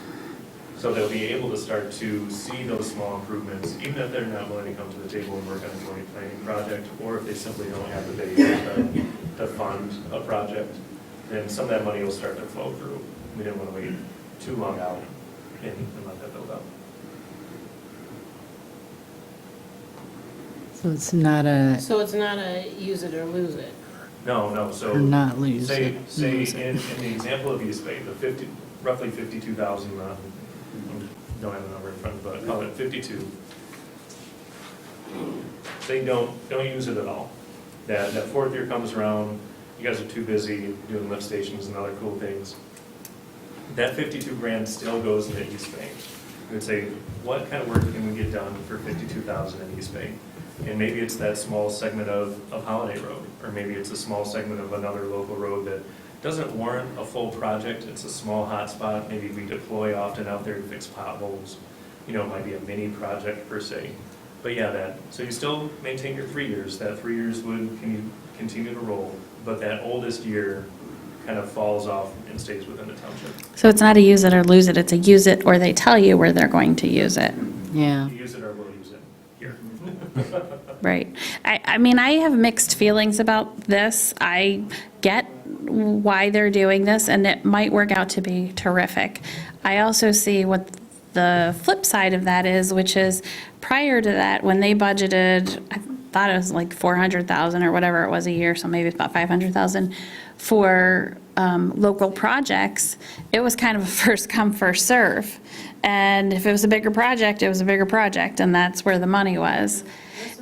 And so the more active townships or were the more expensive projects had some momentum there. So we'll see. But I understand the point that they're trying to make, which is they want to give all of the townships or all the municipalities a place at the table because some of them don't have that funding or activity to work with. At the same time, maybe, there's a reason some of these roads percolate up. And, if they're not using it within the 3 years, should it be spent in that area? They want to make sure that everybody sees some road improvements. I also look at that and say, do we want everybody to see, or do we want them put where the need is the worst? So, there's just a couple of different ways to take a look at it. I don't blame them for taking a look at it that way. I think it's interesting, and we'll see how it goes down the road, so to speak. And again, to reiterate, this isn't status quo cost share for you, and then you get just 52. So we're not necessarily taking away, because we're also taking on almost 16 miles of road that are no longer any participation from the township side. So from a fiscal standpoint, if you're going to actually lay that out over an asset management plan over 20 years, that's a substantial amount that the road commission has taken on responsibility for. So it might feel like a reduction to some of the more active townships as you described, but hopefully those orange roads would be where you were previously focusing your attention on your cost share projects on. I mean, I am glad to be able to tell people who call me from East Arbutus Lake Road that it's not going to be an SAD. That's a good thing, because when I told them it was being looked at as an SAD, that was not very popular because obviously of the traffic on that road. Glenn? Question, maybe it isn't a fair question to ask you guys, but I'm gonna ask it anyhow. You're showing you're using $500,000 into this. Don't we take in well over $1 million on this special assessment that all the taxpayers in Grand Traverse County put into the road repair? So in the millage? Absolutely. Okay, so it all isn't going into the townships per se, because before we had the millage, the road commission had to fix roads, and they fixed them. With the money they get from the state, gas taxes went up. It just like, I guess I personally feel you guys are throwing us a crumb out of the big piece of the pie. And I definitely understand that. because, Okay. uh, I just wanted to make that clear. Oh, no, and it's a fair question, because, I mean, if you're asking the question here, the people at home and the people that, you know, are in East Bay are asking that same question as well. So, I kind of hinted at this before, the Michigan Transportation Fund, prior to the millage, was almost enough to cover snow plowing. Road Commission was at a point where we were patching the floorboards of our trucks with signs that we had pulled off the sides of the roads. The fleet of plow trucks was aging out to the point where it was a little dicey. With the asset management plan in place, not only on the road network, but on the equipment and facility side, we were able to improve those assets. Now, the millage can't go towards equipment. No, but the money that you put in the roads can go toward equipment, and the millage can back fund it. Okay, So the just, accounting, right? okay. But, yeah, and now that we're at the point where those assets are maintained in such a way that we're not undertaking non-value added work. So having broken in equipment is expensive. You know, you have your staff, you have your, everything that goes into keeping those trucks running. The longer the trucks stay on the road, that means it's less dollars in the repair shop that we're able to put on the road. And we're starting to see that plan come to fruition, because if it wasn't for the millage, this program wouldn't even be a daydream. I was talking about putting money to local roads wouldn't even be a thought. We'd be candidly still working like some of these other 83 counties are to get our primary road network even up to that fair to good level. So the millage is dramatically important. In the $500,000, that's not a set limit for every single year. That's something that the board is gonna review and approve a new amount based on budgetary recommendations. So if it's a drastic need and there's funding available, and you might see that go up. If it's a year with a lot of capital projects on the primary network, that might be a little bit less. But it's definitely not a fixed point in space. Well, Jay and Larry and Jim, really appreciate you coming here this evening. We're a pretty rough crowd tonight, and you were very gracious. So we appreciate that. And you guys are always there when we call, and keep taking our calls, so we appreciate that. No worries, we haven't screened your accounts. Well, we really look forward to engaging with you in the future, too, on that prioritization as well. Sure, go ahead. My question is totally off what you've presented tonight, but 3 Mile between Hammond and South Airport, is there any schedule of rebuilding that road? They just received funding for it about 3 months ago, and it was on the docket for next year, but I think it's been pushed back a year. Is that right? Yeah, That's been talked about for 40 years. And if we have another, no, seriously, I use it quite a bit. If we have another winter like 2014, where you have to navigate through the 2-foot-deep moguls that are built into that road, it's not good. It's due. I don't have an exact date for you. I'm happy to go back and discuss that with our staff and get that information for you, though. All I'm asking is fast track it. So Joe Slinecki had worked on a grant for that and had just received word that you guys were successful in getting that before he left. So that was very good news. And we're looking forward to that part of the road getting redone. And I understand it'll be a 3 lanes divided all the way down. That's what I understand. Ideally, but we will definitely get you more information on timing and scope. Hey, last comment. All the county guys left. I was going to ask, but depends on what they do at the airport.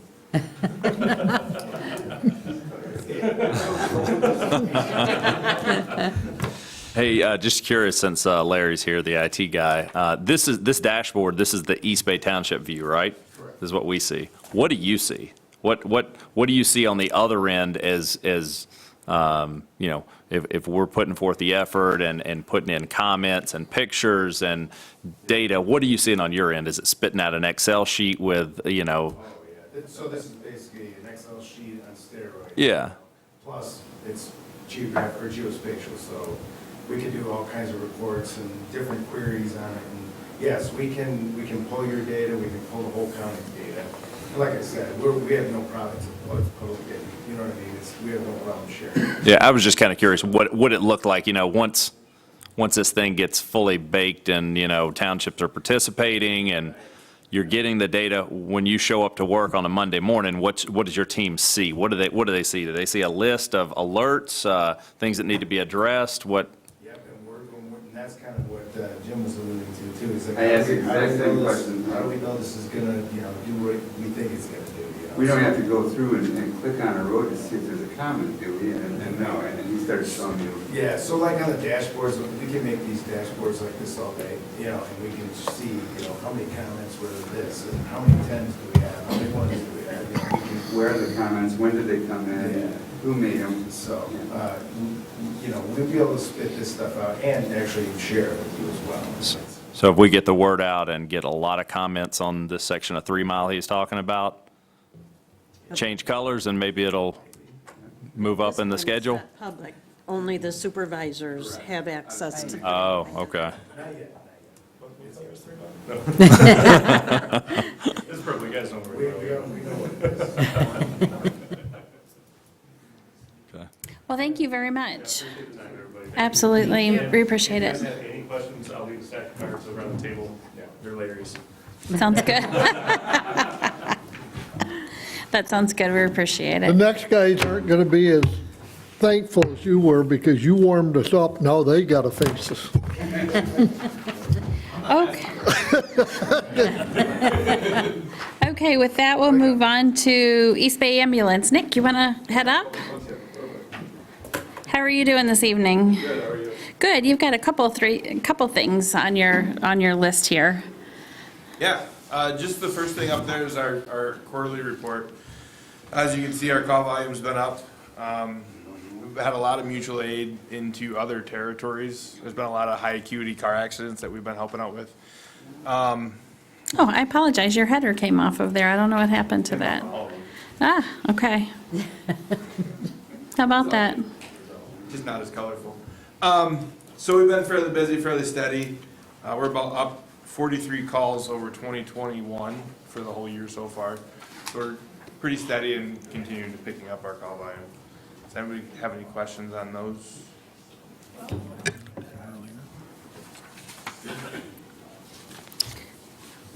The second thing was going to try to participate with a thing called MABUS, which is Michigan Mutual Aid Box Alarm System.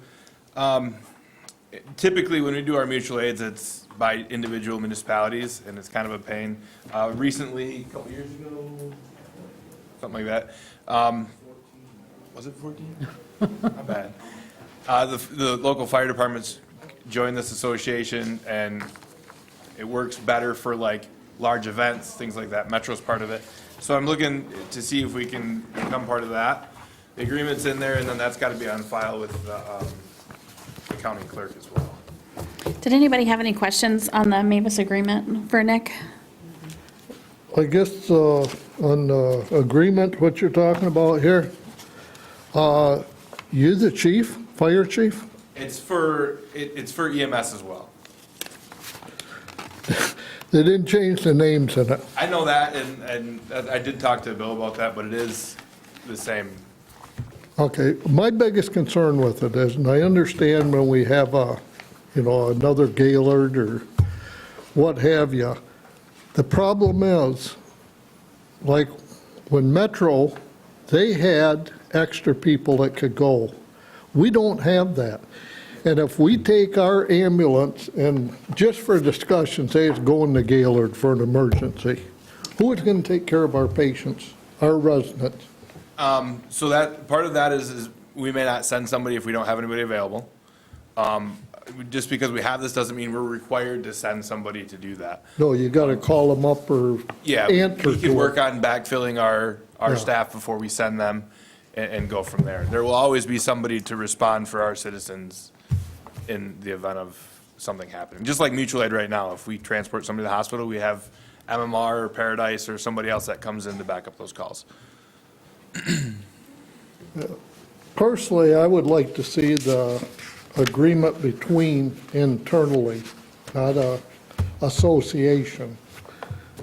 But, whether it's Paradise, Blair, I guess we got to, And that's what we do now. What this helps with is in the event of a large disaster, it helps with bringing mutual aid in and helping sending mutual aid out.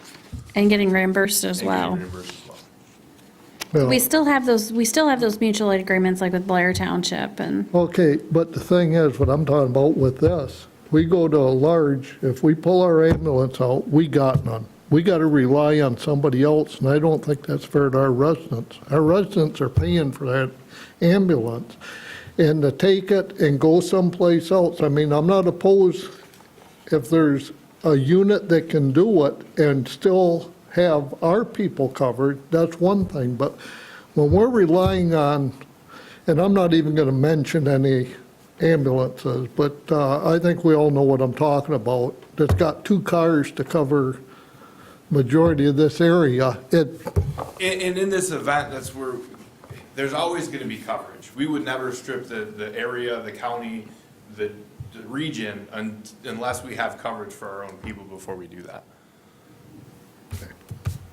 Okay. I just wanted to know where I'm coming from. Totally understand. I live in Okay. the township too. I agree. Okay. any other questions?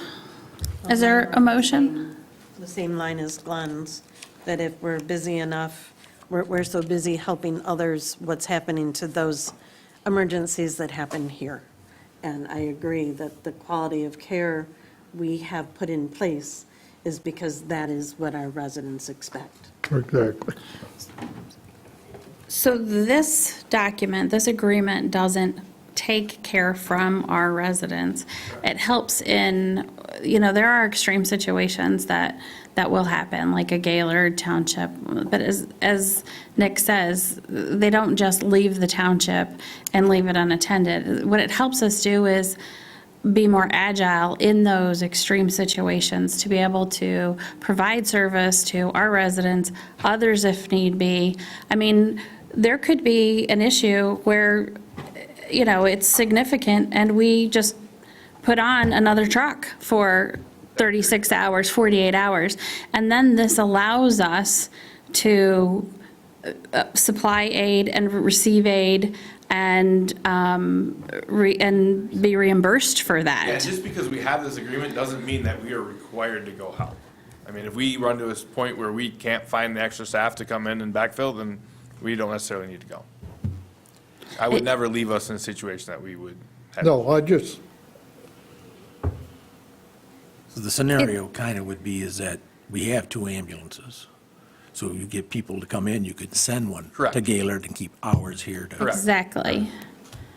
So kind of like the motorcade Yep, event. we would try to find The extra Cherry staff to Orchards come in last and year. cover. Yep. And typically, when you have a massive disaster like that, people are coming out of the woodwork to help. Is there a motion? Oh, what's that? That's what they live for. Right. That is true. They are wired for that. That is true. Is there a motion for the Maybus agreement? I would make a motion that we trying to get back to, that we would approve signing the mutual aid box alarm system agreement. Okay, is there support for that? Support. Motion made by Bartlett, supported by Cook. Further discussion? All in favor indicate by saying aye. Aye. Opposed by no? No. Okay. Let the record show that Lyle dissented, and motion passes. Okay, with that, The only other thing was two offers of part-time employment to two people. Both are experienced paramedics that live in the area and want to come work with us part-time. that's great. I really appreciate the fact that you networked, or that they networked with you to find that connection for the part-time employment, because part-time's is critical to us, just like Metro knows it is to them too. So we appreciate bringing on two part-time paramedics. I do have a question. Are these part-timers replacing part-timers that we're losing, or are they being added to the roster? Yeah, it's more of a replacement.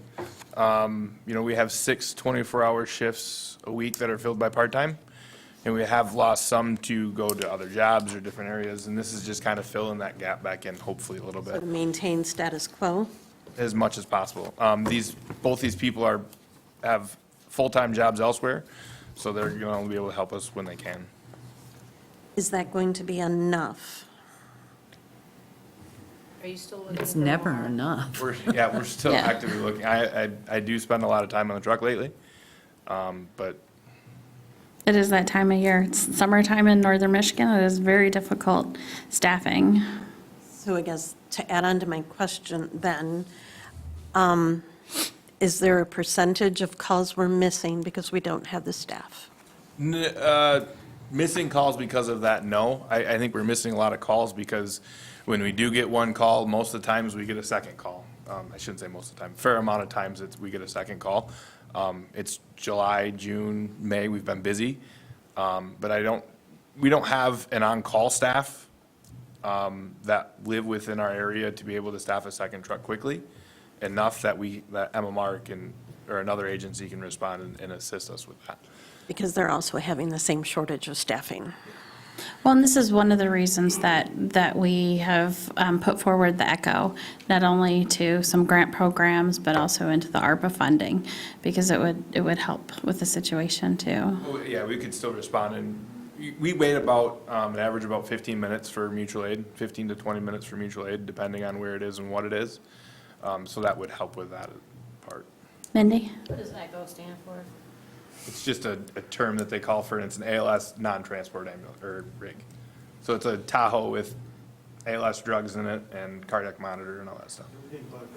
Everything but a cot and pillows. So Don't can you I, remember 1 Adam 12?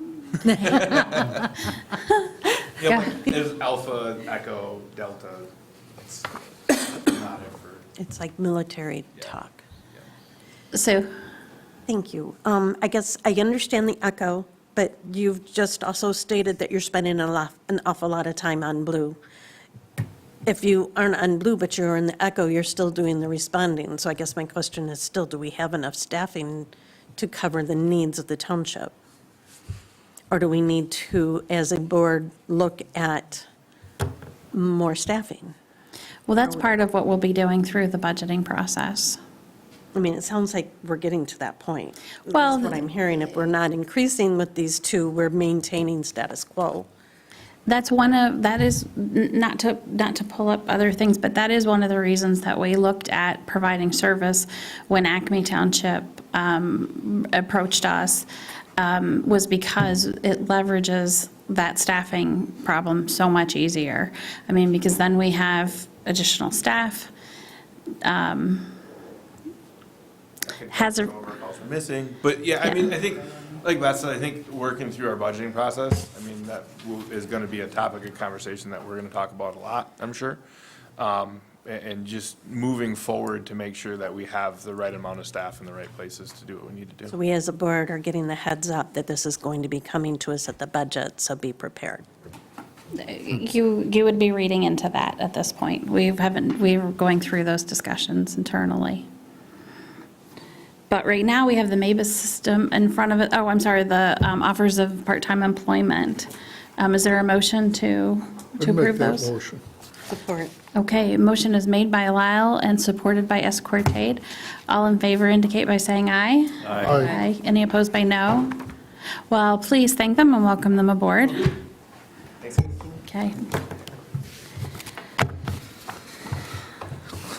Okay, Pat, Where's last but not least? Captain Parker and Posey, how are you? Good evening. Very good.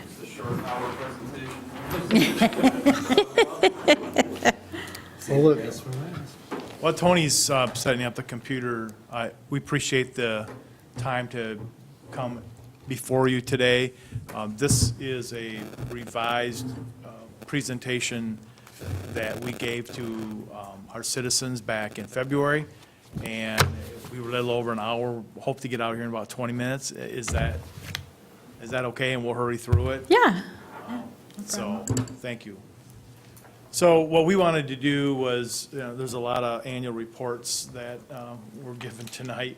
We'd like to at least do a little synopsis of where we've been, where we are, and where we're going. So we have here tonight, I'm Pat Parker, I'm your fire chief. This is I'm about a month shy of 39 years of serving our 3 townships. I started out just as a EMT on East Bay Ambulance on good 09A, and look at me.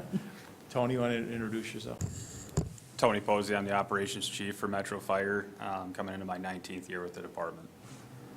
So both of us live in East Bay Township. Chief Belcher couldn't be here tonight. He actually was accepted to the Eastern Michigan University Staff and Command School. It's a 9-month program, and that's where he is tonight. So I just want to talk a little bit about how we got to where we are today.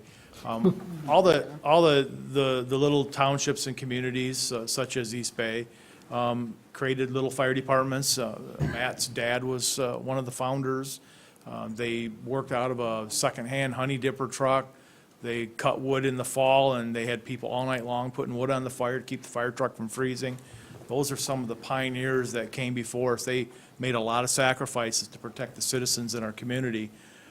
As it progressed a little bit, you started seeing fire departments coming together and trying to do things mutually. In our case, Sheriff Weiler, the actual sheriff of Grand Traverse County, was our first fire chief.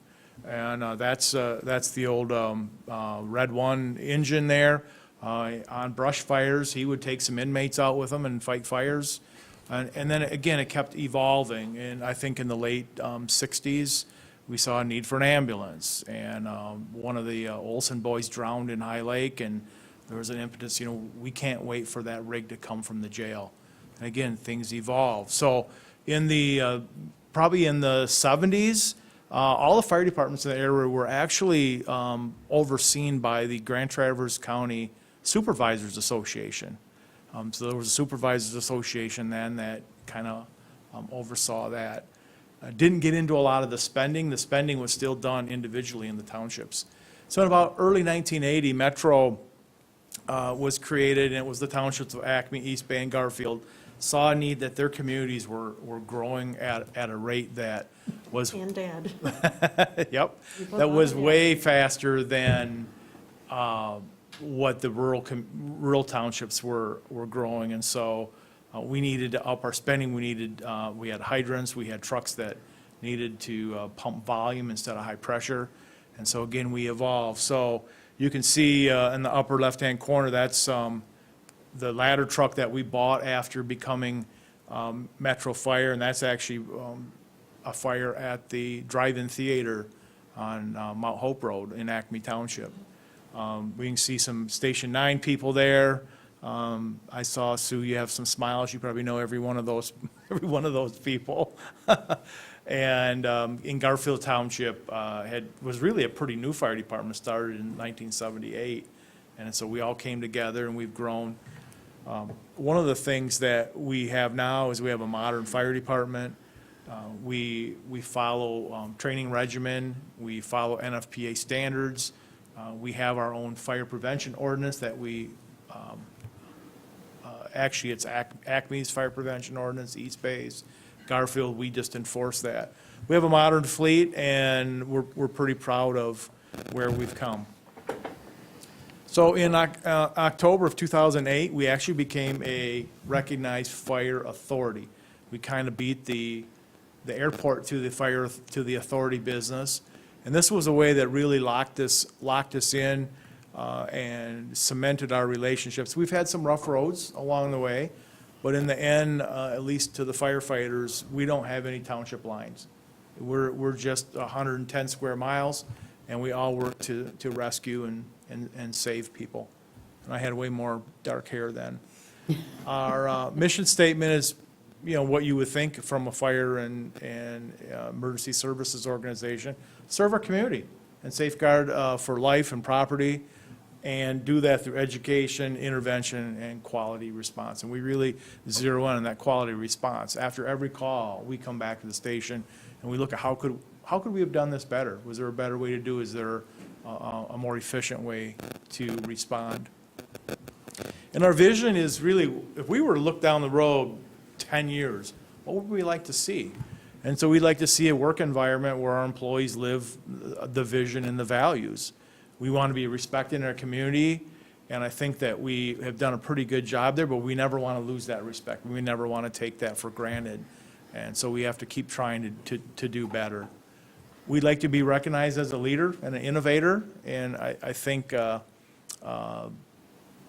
is happening. People come to us all the time, and how are you doing things? And we don't want to be taken advantage of, but because we are the biggest in the area and probably one of the biggest fire departments north of Grand Rapids, there's a lot of expectation that we're just going to give things away to people. And we have a lot of time and money and intellect property into what we do, but we still want to share our good fortune.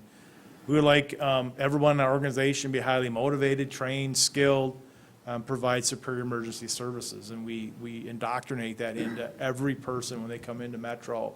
There's an expectation. If you're having a bad day, come back and kick the tires, but do not ever let one of our citizens see that you're having a bad day. They don't care. And never criticize the call you're going on, because that person picked up a phone for 911. It's meaning they're having a bad day today. We may not think so, or we may have gone on that person 7 times in the last week. Go there, do what you were asked to do, come back to the station, and we'll talk about it. And of course, you would like to see that a continued reduction in fires and emergencies. And of course, the last one, we hope that through all of our endeavors that we've saved lives. Guiding principles, we want excellence. We want to serve the community with honesty and fairness and integrity. We want to be safe, we want to be effective, we want to be timely, and we want to be economical. We don't necessarily, that's the last thing we want to do is come to all of you and ask for more money. Is there a better way, looking inside our organization, that we can save money or do things better, smarter? We're going to do that. We want to be innovative, continuous improvement, like I mentioned, and collaborate with others. And I think we've done a real good job of that. And then we want to go back to our employees, our 47 employees, and say, hey, we value you. We're going to do everything we can to keep you safe. When a firefighter wakes up in the morning, they don't say, I'm going to go to work today to die. No, we want to make sure that they go home to their loved ones. And our patches all say Omnis Cito Domus on it, which is Latin for we all go home. When those doors go up in our fire stations, it says we all go home. We want people to constantly think about going home to their loved ones. And we do that through being safe, being healthy, and exceptional training, and continually developing our employees. So this is really our org chart, and I'm just going to talk about the top half because Chief Posey is going to talk about the lower half. But on the top half, we are fortunate to have a human resources professional with close to 50 people. It's an area that's paid dividends. We have a health and safety officer, just a part-time person that one of our officers covers. Same thing with the public information officer. When we're on a big scene, the media, because we're a media market here, the media shows up and instantly wants to take pictures and instantly wants a story. And so we usually pick a person. Can you handle that for us? We have administrative assistant, Mary, she's a full-time person, and we have a part-time accountant. Robin Ehart was with us for 17 years, she just retired, and we found a very nice person, Kim McCann, who's a CPA. Love the idea of working part-time and a little flexible schedule, and she's doing a great job. And of course, I would be remiss to, the box on the top is our fire board, and I thank Beth and Glenn for their input and their service to the fire board. I'll just briefly touch a little bit on my side of the house, because I'm going to talk about it here in a little bit, but under my portion there, we run 3 shifts in the Metro Fire Department, red shift, green shift, and blue shift is pretty standard across the fire department. Under each one of those shifts is a full-time captain and then 2 full-time lieutenants spread across our 5 stations currently. And then there's firefighters split between full-time and part-time under each one of those captains as well. And again, I'll get into a little bit the breakdown as well. Under Chief Belcher's side of the house, there are 2 full-time inspector investigators. So those individuals are primarily doing fire inspections during the day, during their working hours. If we have a fire, obviously their primary job then becomes to investigate the fire. Whether it's day, night, they come in and assist Chief Belcher with the investigation aspect of that. We also have a fire inspector plan reviewer, Kathy Fordyce, in the office. Obviously, you all know the high amount of development that's occurring in Grand Traverse County right now, and specifically in our 3 townships. So she's constantly reviewing plans, providing the necessary enforcement, code enforcement that we have for those, and then providing appropriate access to our fire units to respond to those calls, making sure everything's up to snuff. So, and then a fire life safety specialist, Jen Froelich, that does community outreach programs, CPR, car seat inspections. She's in the schools. She really is kind of the face of public education really in the county because of the programs that we have in place for Metro. And then the Youth Fire Setter program is driven by Jen as well. However, we do have a couple of firefighters that are also trained intervention specialists for youth fire setting. So here's our response area. We have 2 stations in Garfield, we have 2 stations in East Bay, and we have 1 station in Acme, and then we have an admin office at 3 Mile and Parsons, covering about 110 square miles. So our budget in 2021 was about 4.8 million. We're at about 5.3 million right now. Our assessment last year was 2.45. We're at 2.6 mils right now.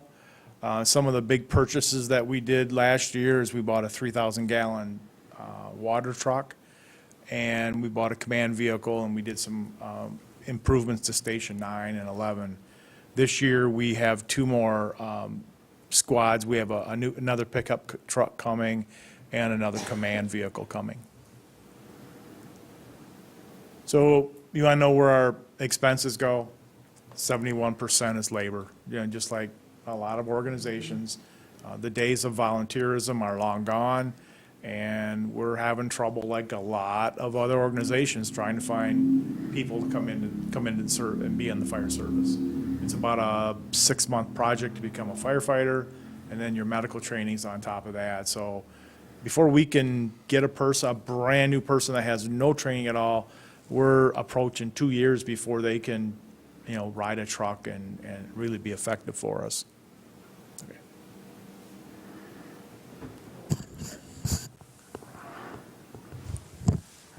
Okay. So like I said, I'll get a little bit more into what I talked about in the org chart. So today, we have 4 staffed fire stations, 24/7, 365 in the Metro Fire District. 1 fire station, and the one in East Bay Township on High Lake Road, is staffed as personnel levels allow. And so today we've got a part-time opening 7 A to 7 P at Station 9. We're probably filling that about 50% of the time right now. It's strictly part-time personnel filling that particular shift out, and I'll talk a little bit more here in a minute about our plans to hopefully fill that station out 24/7.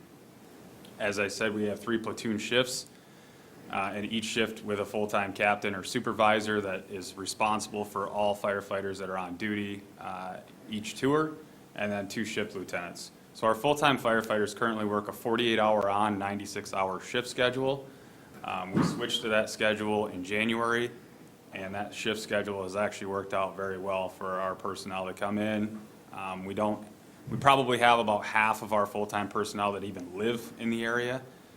We have some commuting as far as south of Grand Rapids, Houghton Lake area. So for them to be able to come in, especially with the way fuel prices are, for them to come in and work a longer duration shift and turn around and go home for 4 days is beneficial both for them and for us.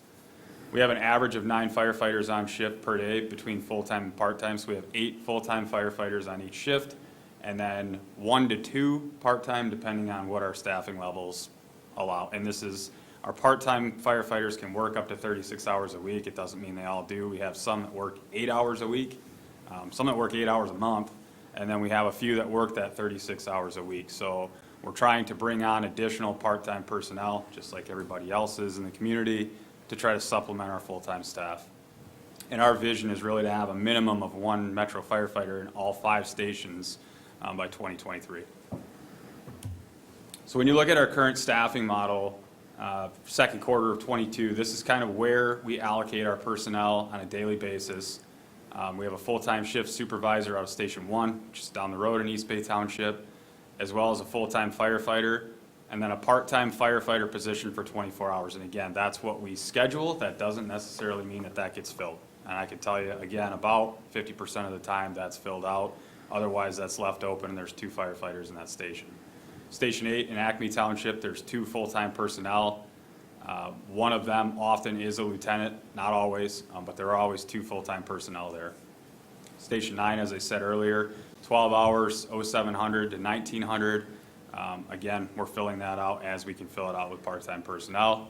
Station 11, 2 full-time personnel, and then a part-time firefighter from 7 p.m. to 7 a.m. So we kind of split. We have 48 hours of part-time shifts per day available. So you can see where that's allocated between Station 1 takes 24 hours, Station 9 takes the first 12, and Station 11 takes the overnight.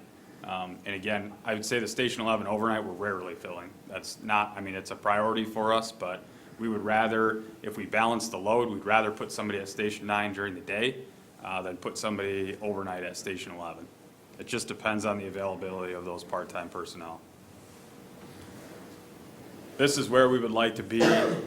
Looking into 2023, our current budget as we work through with the Metro Fire Board is to add 3 full-time firefighters, 1 per shift, and bring the total full-time firefighters to 27 or 9 per day, and then continue to add part-time personnel so that hopefully at some point we can fill out 48 hours every day with part-time personnel. That's the ultimate goal.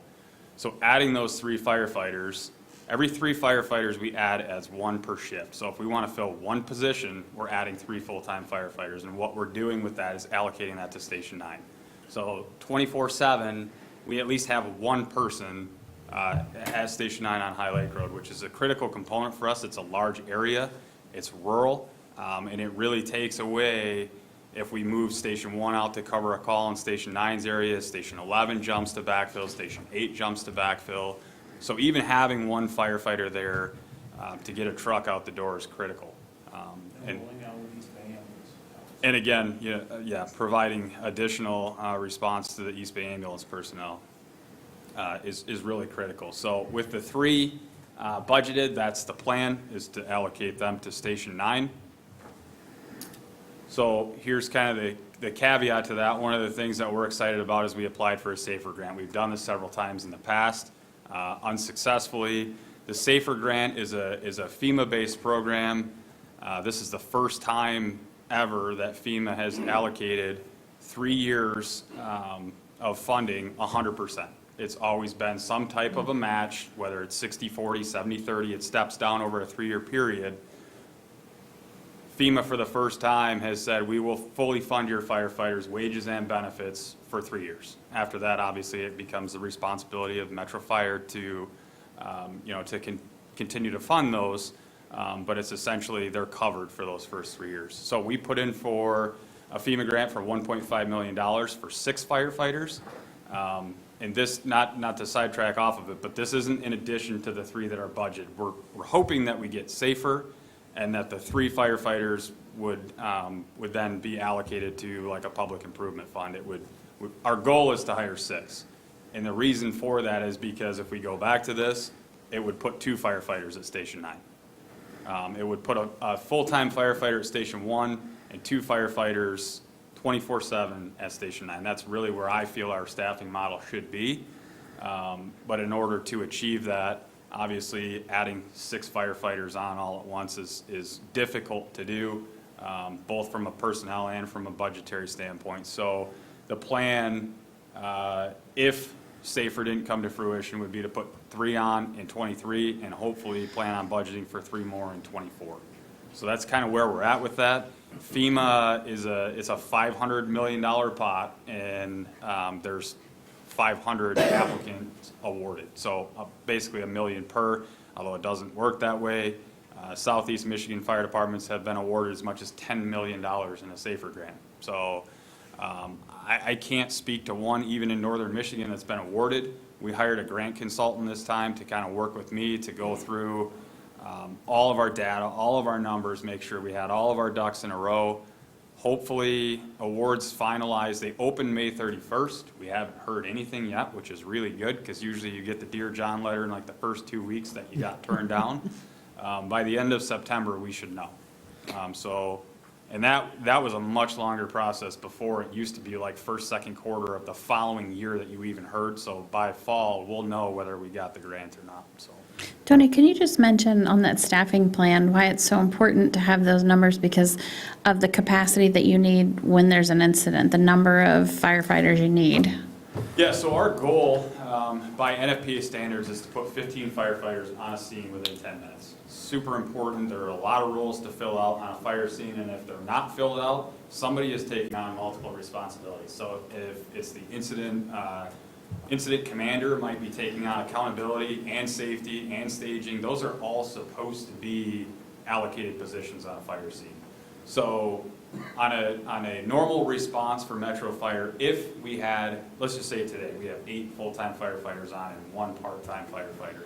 So we're putting 9 on a scene, potentially. This is spread out over 3 townships, and we don't necessarily allocate every fire station to a fire scene. We can't take all of our stations and put them into Yuba and Acme Township and leave no coverage on the west side of town. That's where mutual aid comes into the equation. But even to get to that number of 15, we have to have mutual aid. We have great agreements in place with all of our surrounding, Whitewater, the Traverse City Fire Department, Blair Township, Paradise, Peninsula. They're all responding to get us to those numbers. And we're probably the closest, really, in northern Michigan to putting, I would say, 3/4 of those personnel on scene. We're not getting as many callbacks with part-time personnel. Again, our full-time firefighters don't necessarily all live in the area, so if it's a 2-hour commute for them to get to work and we have a fire, they're probably not coming to help or backfill our stations. So to be able to put on additional firefighters and get as close as we can, and then supplement some of the rest of that with mutual aid is really important to us. Because again, that's assuming everyone's available. A statistic that I normally put in my board packet, about 68% of the time we have overlapping incidents. So that means that we could have 2 or 3 stations out on calls at the same time. So that would require a fire to happen in perfect conditions with no medical calls, assuming Blair is not on a ALS intercept with Wexford County, assuming the city is not tied up, we would maybe get 15 or 16 firefighters on a scene. Otherwise, again, the personnel that we can fill in gets us closer to that standard, right? Which is why, for me, it's really important to fill out Station 9. Lower call volume out there, but it's adding to the total firefighters that are able to respond to an incident anywhere in Metro. And again, decreasing our response times to areas, Supply Road, the Lakes area. We have a 10-plus minute response time to those areas right now out of Station 1. Does that answer your question? Yes. Okay. Some statistics for 2021, our Metro firefighters ran 5,686 calls, 4,306 of those EMS related. And again, that's pretty much on national average between 70 and 75% are medical. Average of 15 calls per day. Our busiest fire station, Station 11 over on Veterans Drive, busiest time between 9 a.m. and 6 p.m., and our busiest month is August. We've already surpassed these statistics. May of '22 was busier than August of last year. The average of 15 calls per day, we've had 4 times this year. In a 48-hour shift, our firefighters have run between 48 and 52 calls. So they're averaging a call an hour, and we had not seen that in any previous history. So they're beating these guys up pretty good, you know, when they're running up basically a call an hour and they're up all night. Our 10-year incident totals increased pretty exponentially. 2019, I think, was kind of an anomaly, you know, in call volume there, but other than that has increased. 2020 numbers probably should have been a little bit higher. That month to 2 month period of COVID lockdown, nobody wanted to call EMS, fire for anything. Everyone just kind of locked themselves in. Nobody wanted to go to the hospital unless it was critical. I mean, our frequent flyer run-of-the-mill calls dropped off the radar.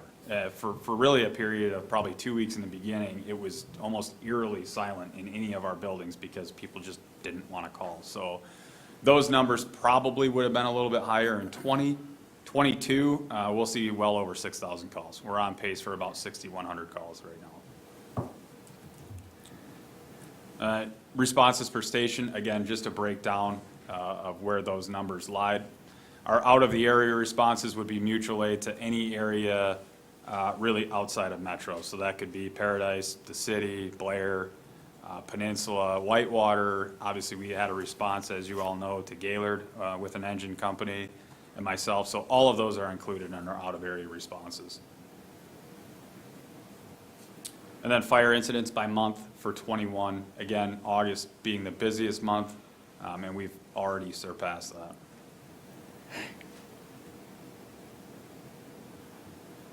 Heat map depiction of our response area. So the areas that are shaded in the darkest being our highest call volume.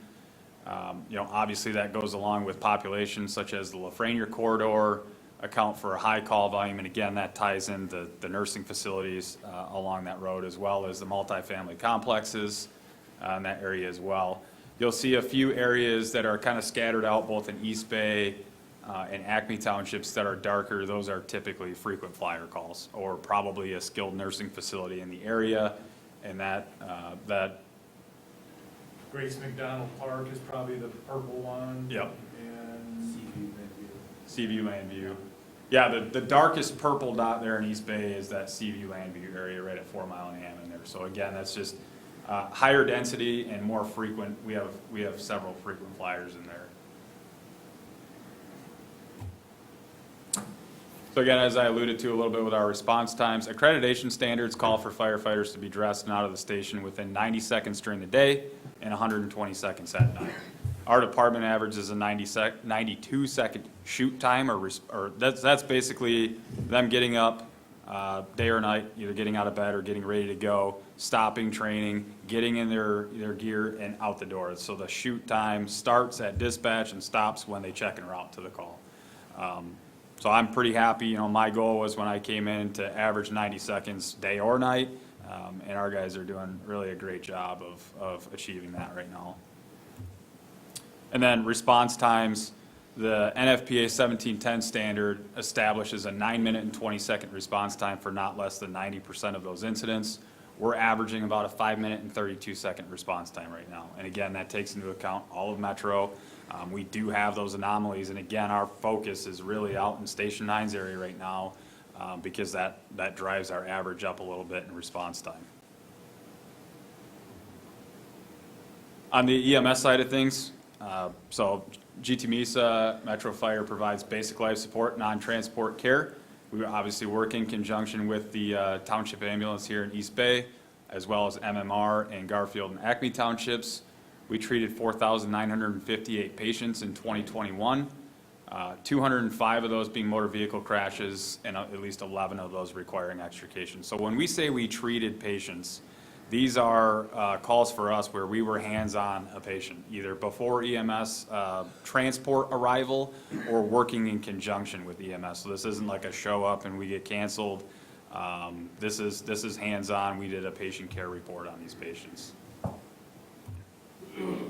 So our firefighters can provide EMS services such as advanced airways, pre-hospital drug administration, CPR, defibrillation, splinting, packaging, vital sign and cardiac monitoring, as well as sending 12 leads to Munson. So some in conjunction work, I guess, with the ambulances. I'm sure Nick can tell you, having the extra set of hands on scene of a critical patient, cardiac arrest patient, difficulty breathing, it's difficult for two people to handle that call. So having the extra set of hands or two sets of hands when there are multiple things going, and our proximity to Munson Medical Center is so close, there's so many things that you need to accomplish before you hit the ER doors, that's hard to do with two people. So we'll board your township ambulance with one of our firefighters or drive the ambulance in and assist in that response up to Munson. On the training side of things, so our firefighters spend countless hours training on and off duty. The fire department has evolved to much more than just fire suppression and EMS. Technical rescue, water rescue, hazmat response, high angle, low angle confined space. As a department, we logged just shy of 9,800 hours and an average of 250 hours per firefighter. So to put that in perspective, Fire Academy is about 220 hours. The state wants to see at least that in training every year of a career fire department. And so our firefighters are putting in the work every shift to ensure that they're training a minimum of 1 hour. And that's across the board. I'm sure you've seen in the Metro Board reports that we often send firefighters out to get specialized training so that we can handle pretty much any emergency that doesn't require a gun.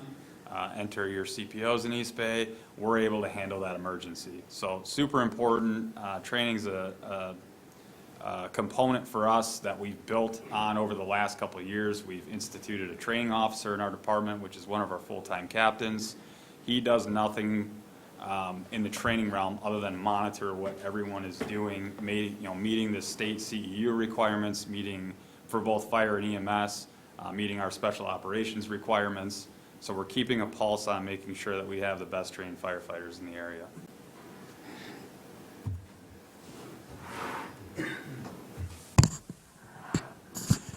I'm sorry, we're at a little over a half hour, so we'll move along here a little bit. I pretty much don't need to go over this slide with the exception that Chief Hanna, my predecessor, said the best way to fight fires is to prevent them. Don't even let them start in the first place. And so we made our first commitment in full-time employees in the Prevention Bureau. So we're proud of the work they do. Jen Froelich, our public educator, we'll talk a little bit about some of the things she does, is our Public Educator of the Year in Michigan for 2021, so we're pretty proud of that. And our fire codes are all part of the International Fire Code, and they're specific to each township, even though they're identical. But in Acme, we're enforcing the Acme Fire Prevention Ordinance in East Bay here and in Garfield. So some of the big things we do is we inspect all buildings in our area with the exception of 1 and 2 family dwellings. We make sure that they're in compliance with the International Fire Code. We manage the burn pit permits for our district, so pretty much there's no open burning in East Bay, Acme, or Garfield, with the exception of recreational fires.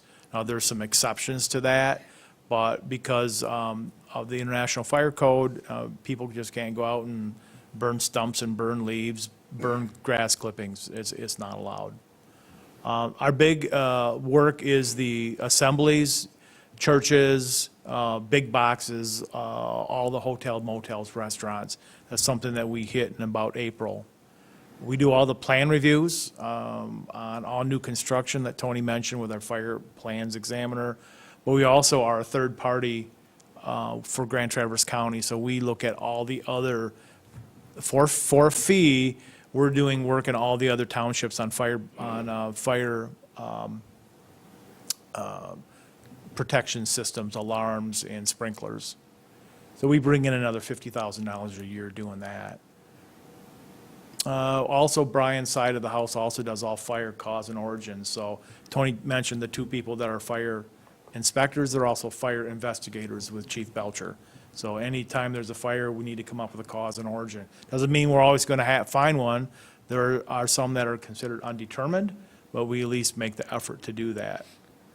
We follow up with businesses on fire alarms, fire watches, and fire protection systems. Like, we had a dry system at a manufacturing facility in Garfield all of a sudden start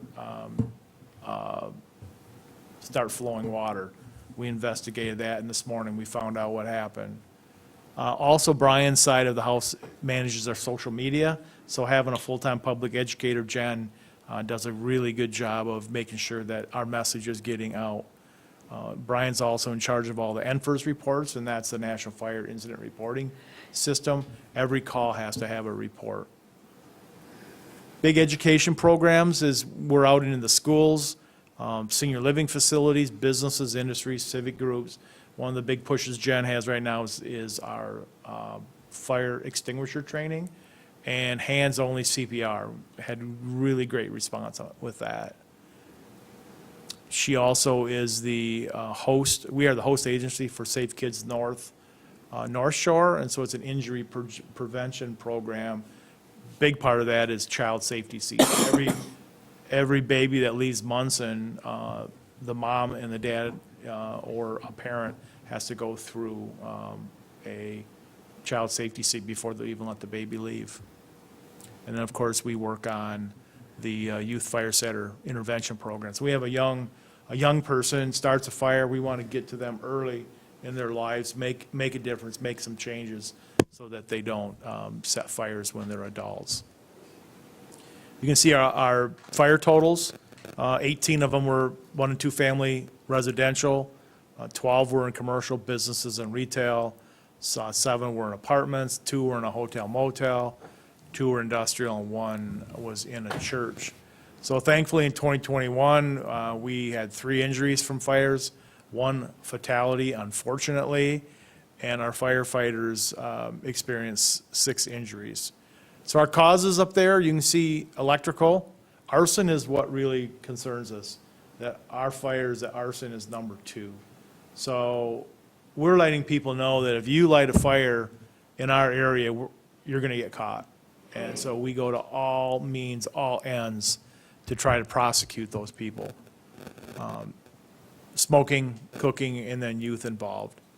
A statistic that Brian's pretty proud of, the $42 million, that's the value of all the structures that we inspect every year, is the value of that. So those are what our townships have in their confines.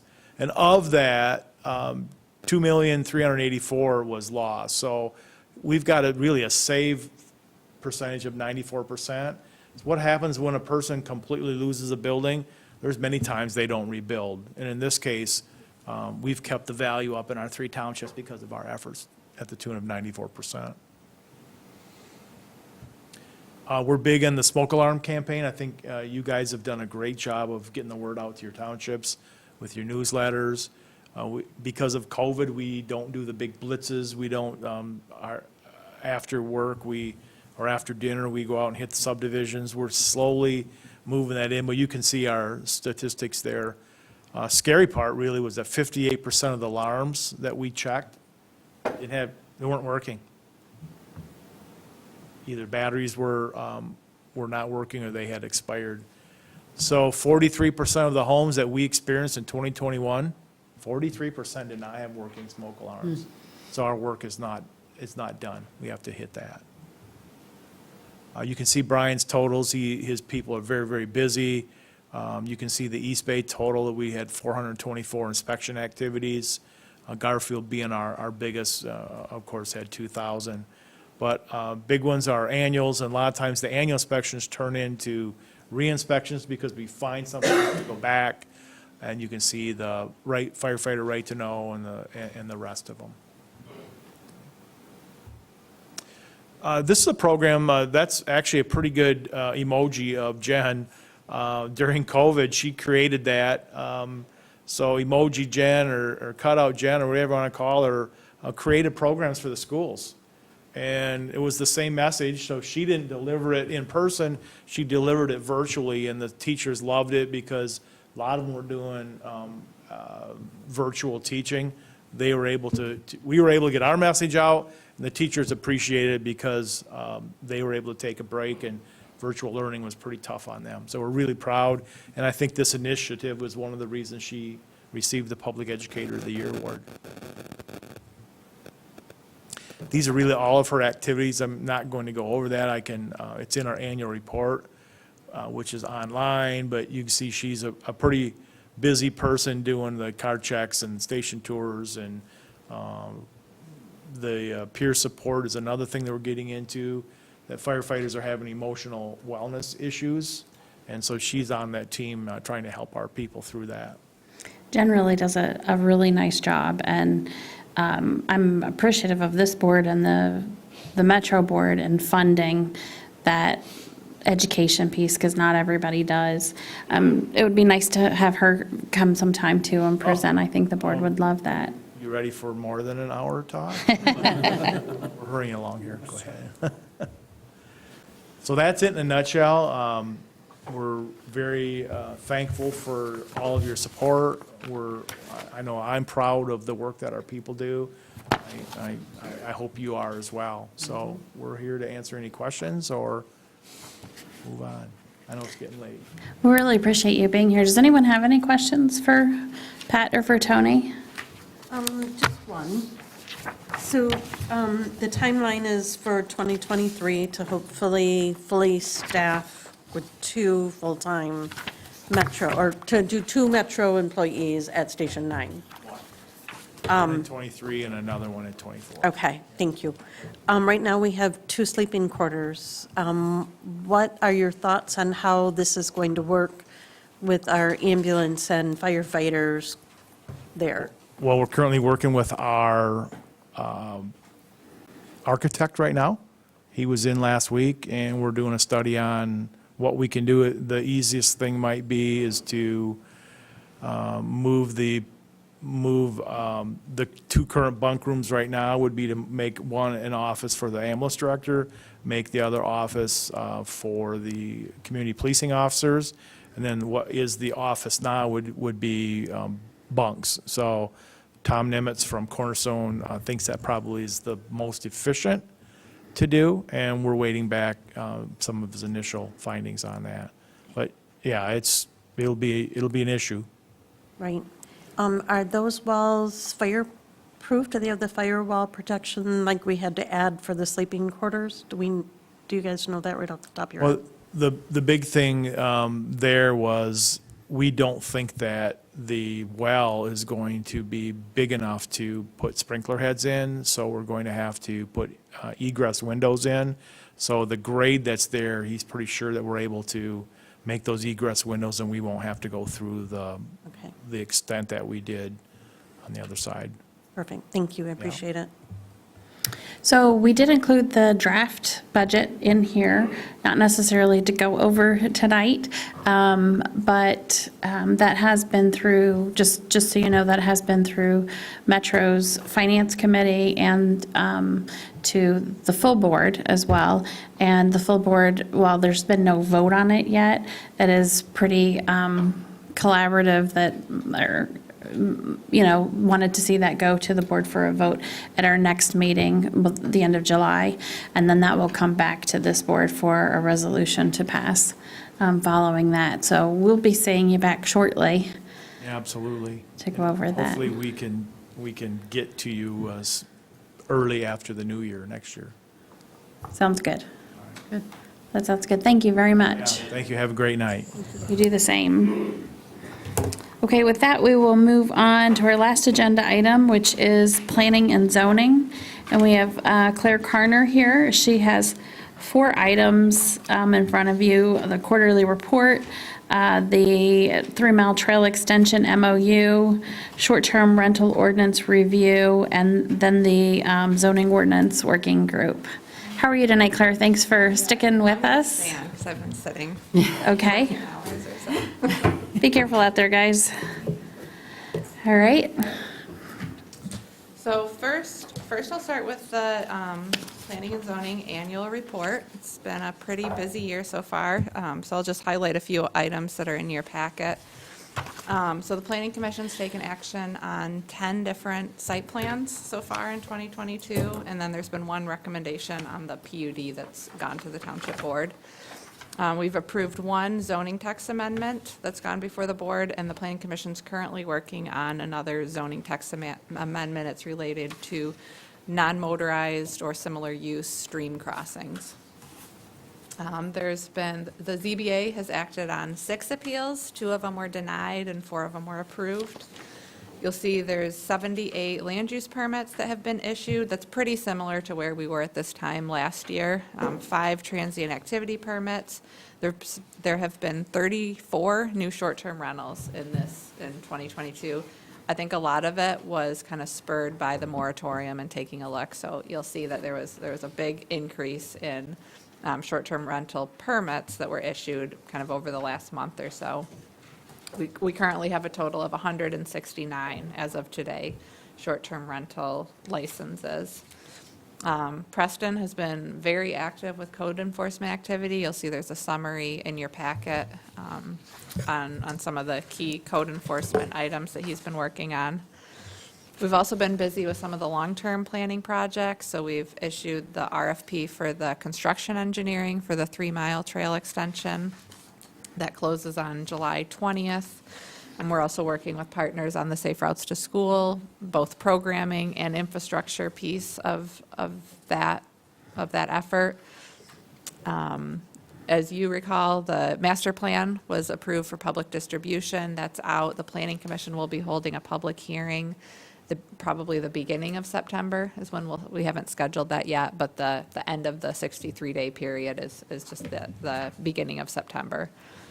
And we've also issued an RFP, a request for proposals for a zoning ordinance rewrite. So we've received those and are planning to come to the Township Board with a recommendation in August for a consulting firm to work with on that. And so that was kind of I'm happy to answer any questions on the quarterly report, but that was kind of the summary, high-level stuff that was. Well, I can attest working with Claire and Preston and Leslie every day that they're very busy.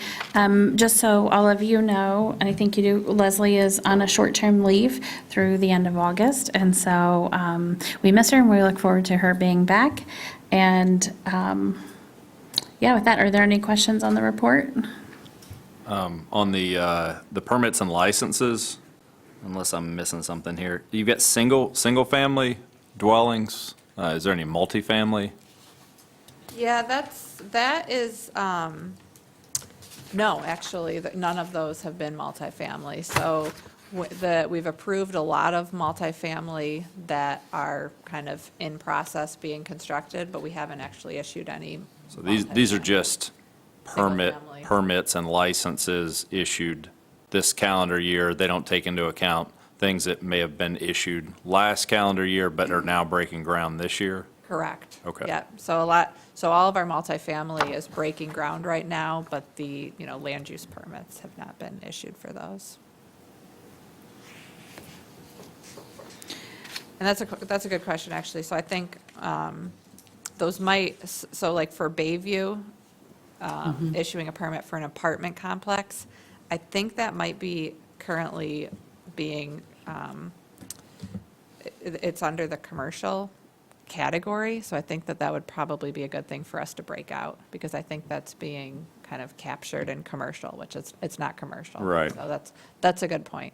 Yeah, I've always wanted to know how many Units? dwelling units we've added, because that makes a difference for our Yeah. fire and ambulance and Yeah, so our our dwelling units. infrastructure. Our dwelling units are being captured in all of our site plans that we've been approved. So you'll see, like, we approved 12 units, an apartment, and so I've got all of the units that have been approved through site plan, but that would be a good thing also to track for Just- land use permits too. Just a curious thing. Yeah. For budgeting too would be helpful. For growth, for precincts. Okay, with that, we'll move on to the 3-mile trail extension, and we've got a memorandum of understanding. did I stumble over that memorandum Yeah, of so understanding? that is, the purpose would basically be to enter into agreement. It would be an agreement for just the construction, design, engineering piece of the 3 Mile Trail extension. It's the funding that TART secured, the $900,000 earmarked from Bergman's office. And so basically, East Bay Township would hold the contract, TART would have the funds, and so it would be, this is basically setting us up to kind of work through that in a partnership. So we'll want to, that request, that request for, what's the timing on that award recommendation? I'm forgetting right now. So we're looking, the RFP proposal, it closes July 20th, and we have 10 different firms that have expressed interest, so we're excited to have quite a bit of interest in this. We're planning to have a subcommittee with Road Commission and some other representatives make a recommendation to this board in August. And in August, we'd also be looking for an approval of this MOU. So that's why we're bringing a draft of the MOU tonight for feedback and comments. Yep, we'll definitely want to have this MOU passed because that's the commitment for the revenue for the contract that we'll award. Any questions on the draft MOU? Okay, and if you look at it further, if you have any questions in the next week, feel free to reach out, but Claire and I have both been over that language, and so that's something that you'll likely see back in front of you without much, if any, change. I'm just curious, this is for design engineering, so this is all the pre-construction work only? So is this going to pick up ongoing administrative activities for this same engineering firm if they're going to have to sit in meetings and make design changes along the way and make site inspections, or is that separate? I think that will be separate. Okay. Yeah.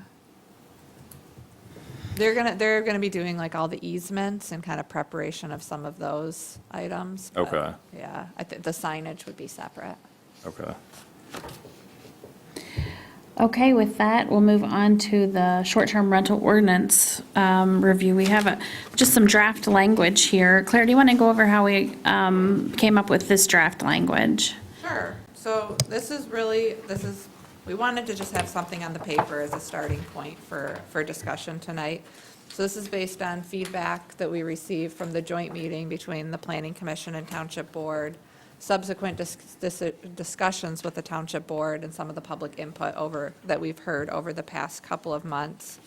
And then also just some of the kind of administrative housekeeping. You'll see that there's some items on here that are kind of based on, Leslie and Preston and their process of administering the ordinance and some ideas for how to kind of make it, help it work a little bit smoother. So I'll just kind of highlight some of the changes that you see. All the changes are in red.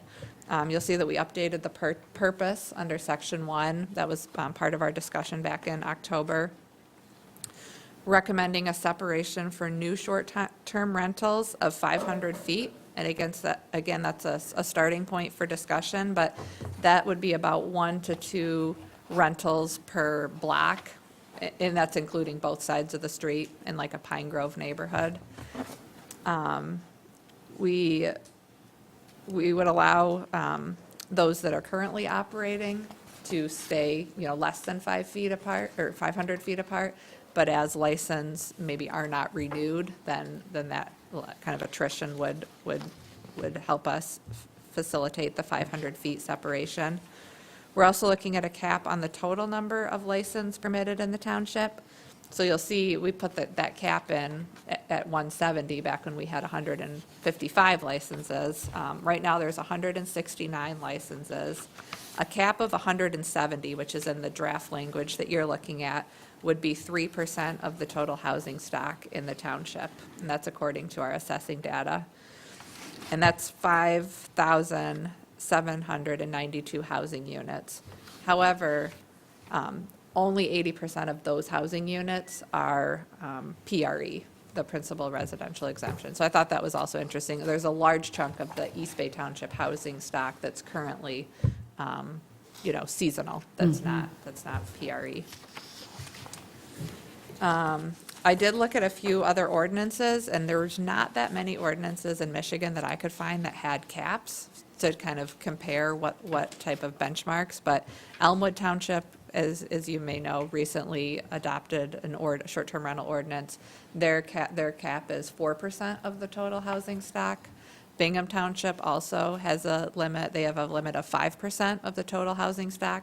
Theirs are much lower just because they have, many few residents. So in Elmwood Township, it's 93 licenses that are available. In Bingham, it was 86 licenses. There's another community, Hazel Park, that's in southeast Michigan. They allow only one per block is the way that they're limiting it. And so those were just some examples that I could find. Another change that we're recommending is amending the language so that basically any dwelling unit in the regional business district would be exempt. That's basically the way that we're administering the ordinance right now, because so much of those are timeshares, and so there's, one unit has multiple owners, and so it's basically, they're functioning like a hotel, and so that would be kind of just a clarifying that those are not part of our licensing process.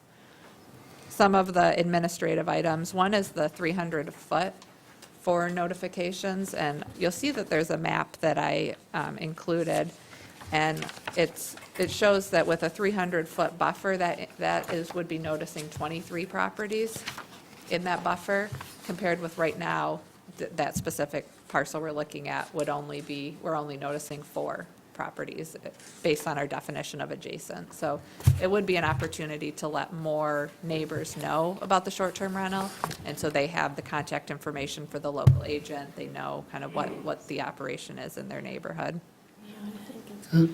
We're also looking at, right now, we get a lot of questions. Neighbors will say, I was never noticed. Well, if you go back to the affidavit, it shows that, I don't know, were they noticed, were they not noticed? Was it lost in the mail? I don't know. Who's to say? So one of the things we're looking at, it's very easy for us in the BSNA system to put in an address and to print the mailing address labels for 300 feet. So what we're proposing, what we would do this time is we would just print those labels and mail those out. And then it can't be, I wasn't noticed. Well, you were, because we sent them and we know that they were sent. So that's one of the issues too.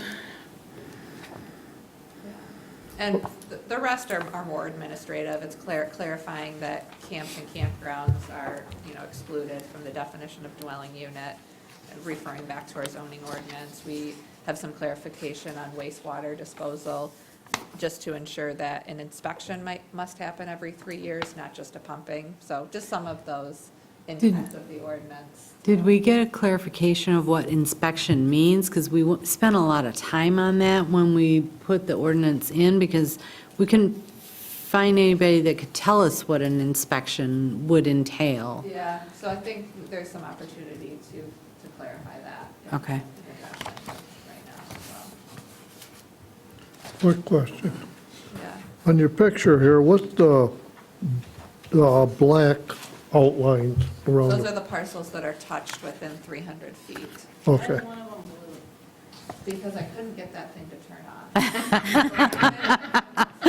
That's probably the address you put as the number, no? Yeah, was it? And sometimes that program is just funny. So. No, because the address would have to be in almost the center. Yeah, that's why I couldn't figure it out, because it was on the edge, so. I guess that was kind of my question, the 500 feet. 300 feet.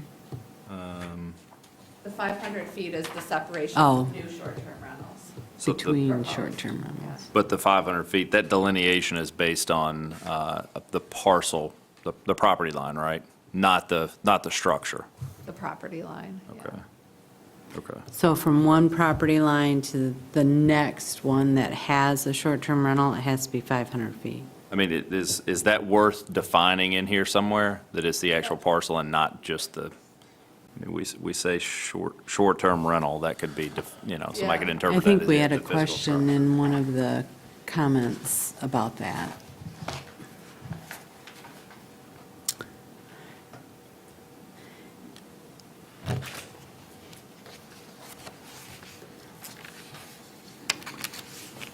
And I'm sorry, my computer died. I'm going to have to figure out a new battery system here if our meetings go this long.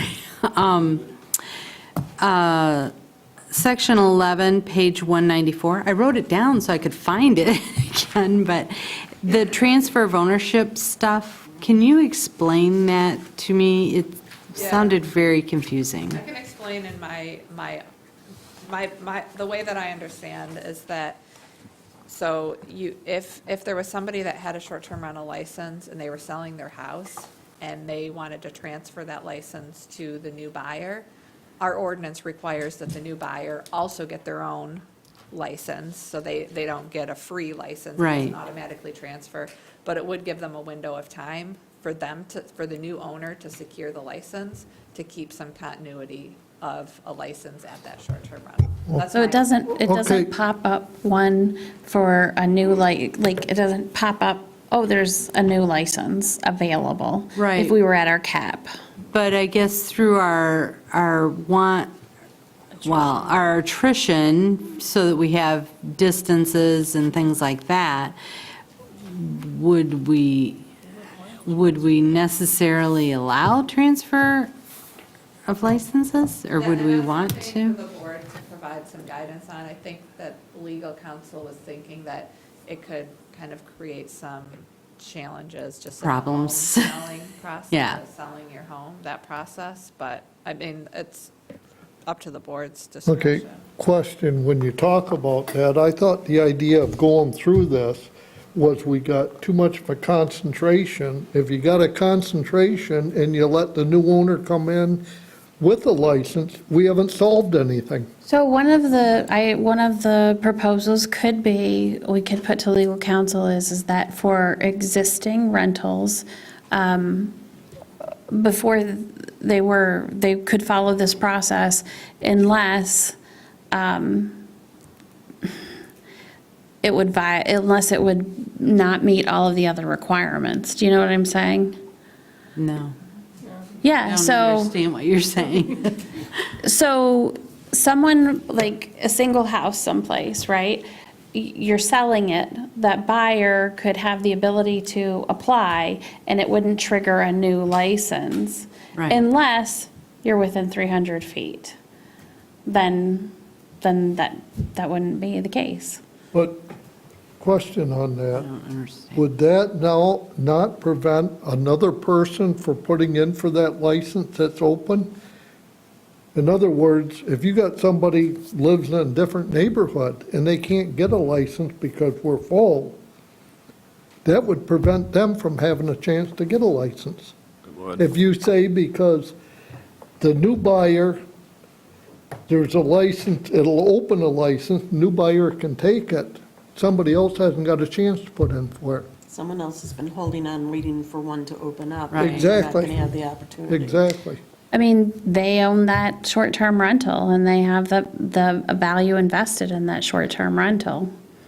Yeah, I If don't know. they're buying it, though, they don't have anything invested in a short-term rental unless what we're looking at is, Then it- we're just gonna keep letting people come in and buy short-term rentals and keep them that way. Well, then And it's a so what it- negotiation They can't- for the There's a price cap. of the. They can't Huh? just, what do you mean? You can't. What I'm saying is, if I come and buy a short-term rental from you, that opens a license. That means No, I, that's already a license. If I have a short-term rental and you buy it from me, that's still the license. no, because the license does not go with the property. No, I understand that, but it's still part of the count. It's part of the count. So you got an open license, just like liquor license. I would think people would apply for it and somehow it would be determined who got it. Because if you got a saturated area and we do it where the new owner comes in and they can get the license because it opened it up, you're gonna have a saturated area continuously. You haven't reduced that saturation.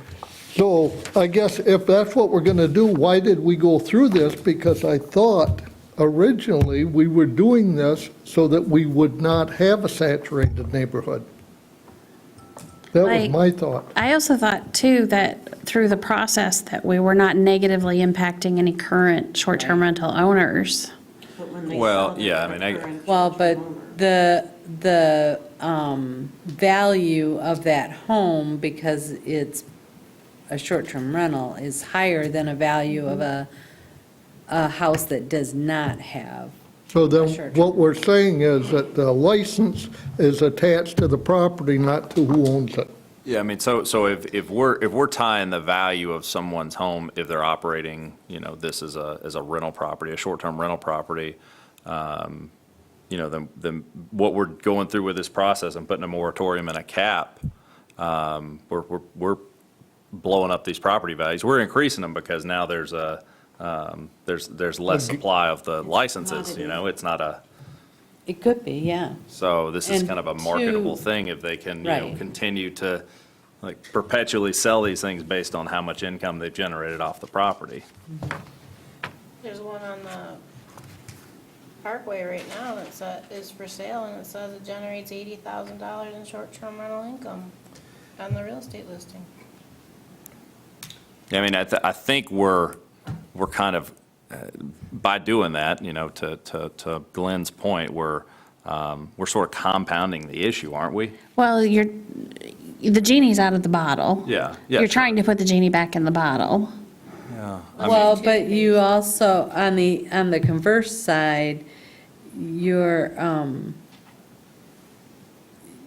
could be hurting the values too, because they're concentrated.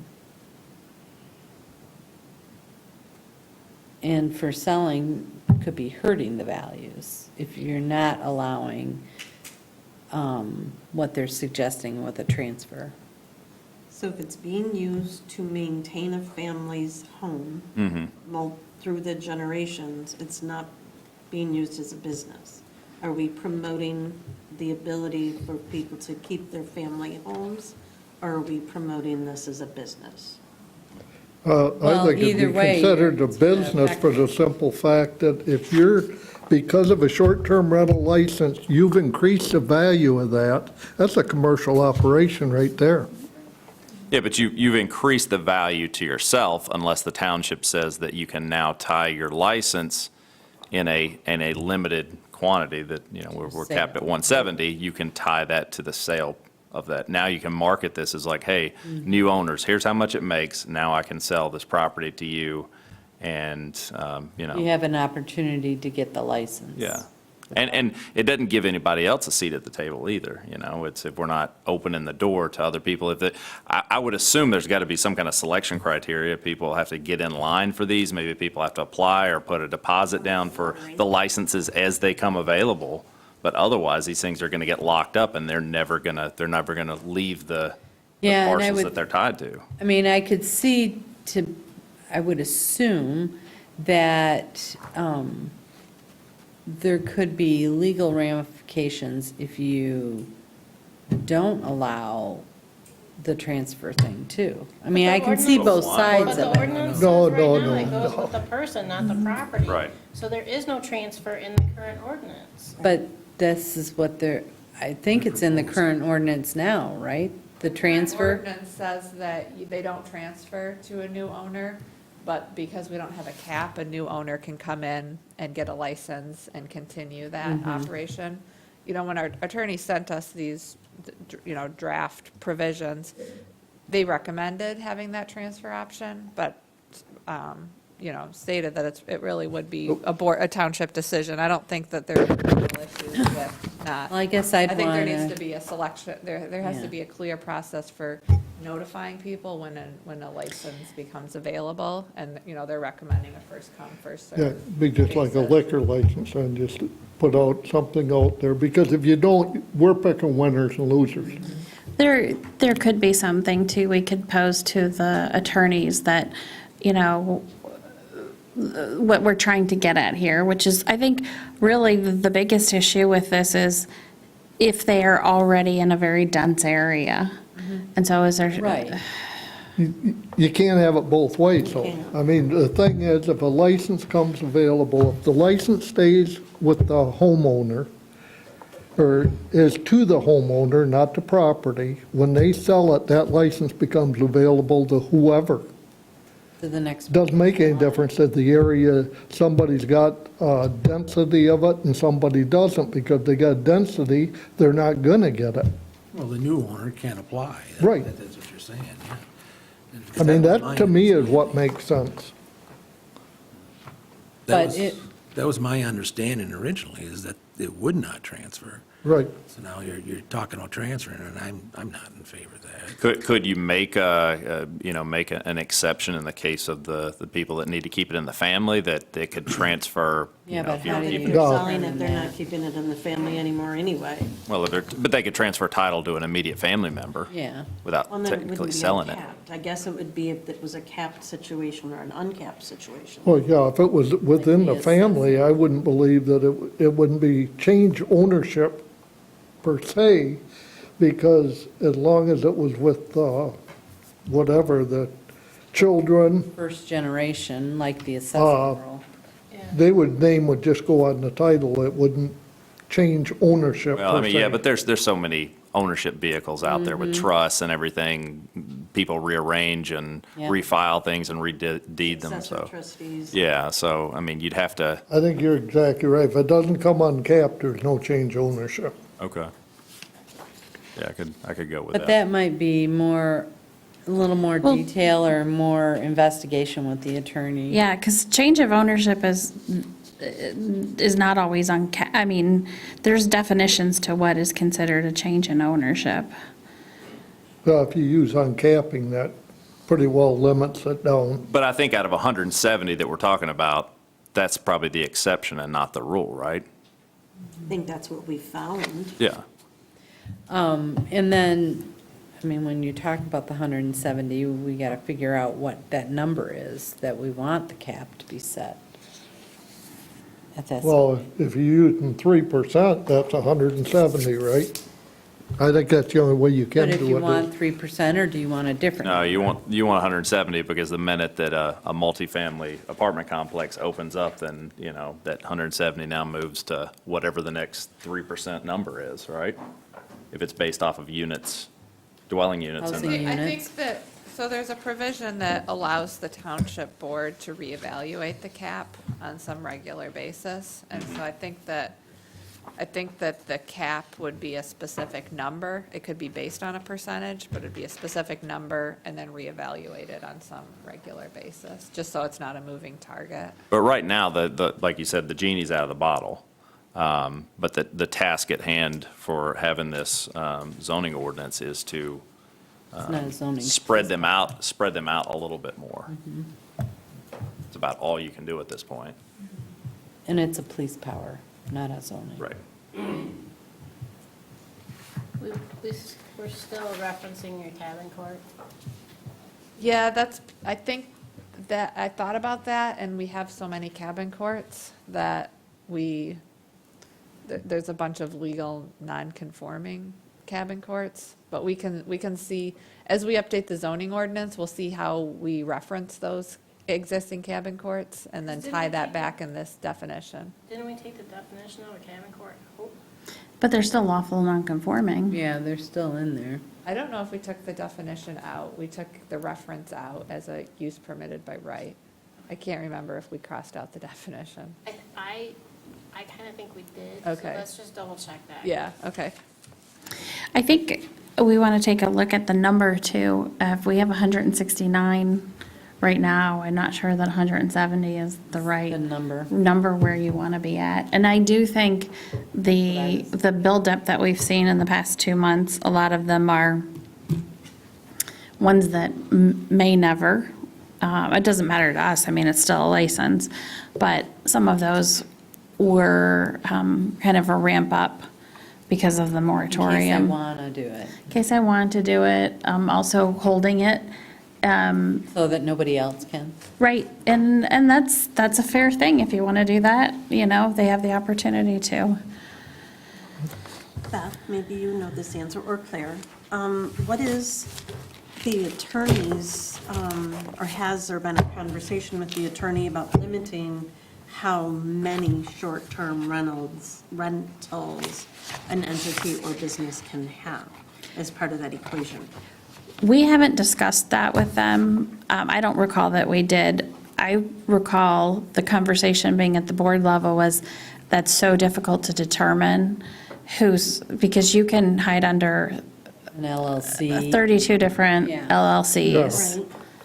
So we could try to regulate that, and it's for moot. It's just, Well, we could put it in there, and then people get creative and then they create a bunch of different That's on them. LLCs. Yeah. Well, because like, even, But when you put it in there, then it's incumbent upon enforcement, and then And then that's how do you, to enforce. I still don't believe that this was ever created to create business for No. people.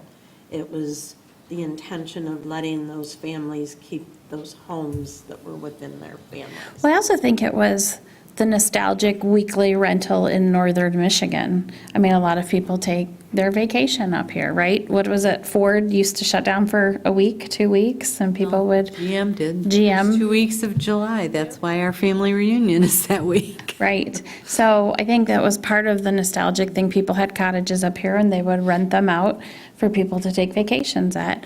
What we've seen and heard a lot of is these, weekend fun times, which a lot of fun times are great, and we never hear anything about them, right? People are responsible, but some aren't so much. And I think, one thing we could take a look at too is what is our night minimum? We're at, I don't think we're at 3, we're at 4 nights. And so do we take that back to a 6, 7 night so that they're truly weekly rentals?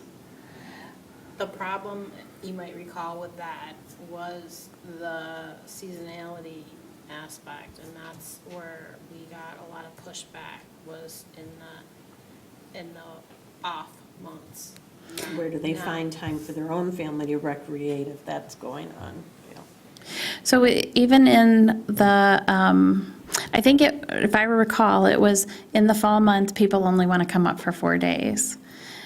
Well, and yes, it was that, but it was that some people want to do Tuesday, Wednesday, Thursday, and not the weekends, that a lot of people look at. So that was the 4-day, the long weekends, the Friday, Saturday, Sunday, Monday. Friday, Saturday, Sunday, Monday was where the 4 days came from. So what it does is it takes that, so when you rent, instead of renting it for a week to someone, you end up renting it for 3 to 4 days, or for 4 days, and it makes it, the reason is it's less expensive and they can rent to more people. And what I'm suggesting is make that back to a truly weekly rental. I mean, Maybe they charge more and they, The idea, if a family's coming up here, they're gonna wanna rent it for exactly. 4 days. But someone who wants to come up here and just burn off a weekend, 4 days might work for them. So, you're still gonna have problems, but. You are still going to have problems, and it's not like we're going out there and saying, well, they didn't stay there for 6 or 7 nights. We're not monitoring that. They could rent it for a week and stay there 3 nights. But what happens is the economics of that changes, and it's going to be a little bit more expensive of a rental. It really is going to be less feasible for those type party things where it's better for them to go get a freaking hotel. Excuse my language, I'm sorry. Well, I think right now the ordinance regulates, it just turns over every 4 days, so maybe it would be it can only turn over every seven. So Yeah. you can rent it for 3 days, but it would just be. True enough, yep. What do you guys think about expanding I would prefer that, my personal opinion, listen, short-term rental owners are going to think I'm against short-term rental owners. People who live and don't like short-term rental owners are going to think I'm pro short-term rental owner. I am so middle of the board with this. I understand the ability of having a property, wanting either to invest or keep it in the family, doesn't matter. Quite frankly, that distinction is lost, that's a case-by-case basis. The general is short-term rental, I get that.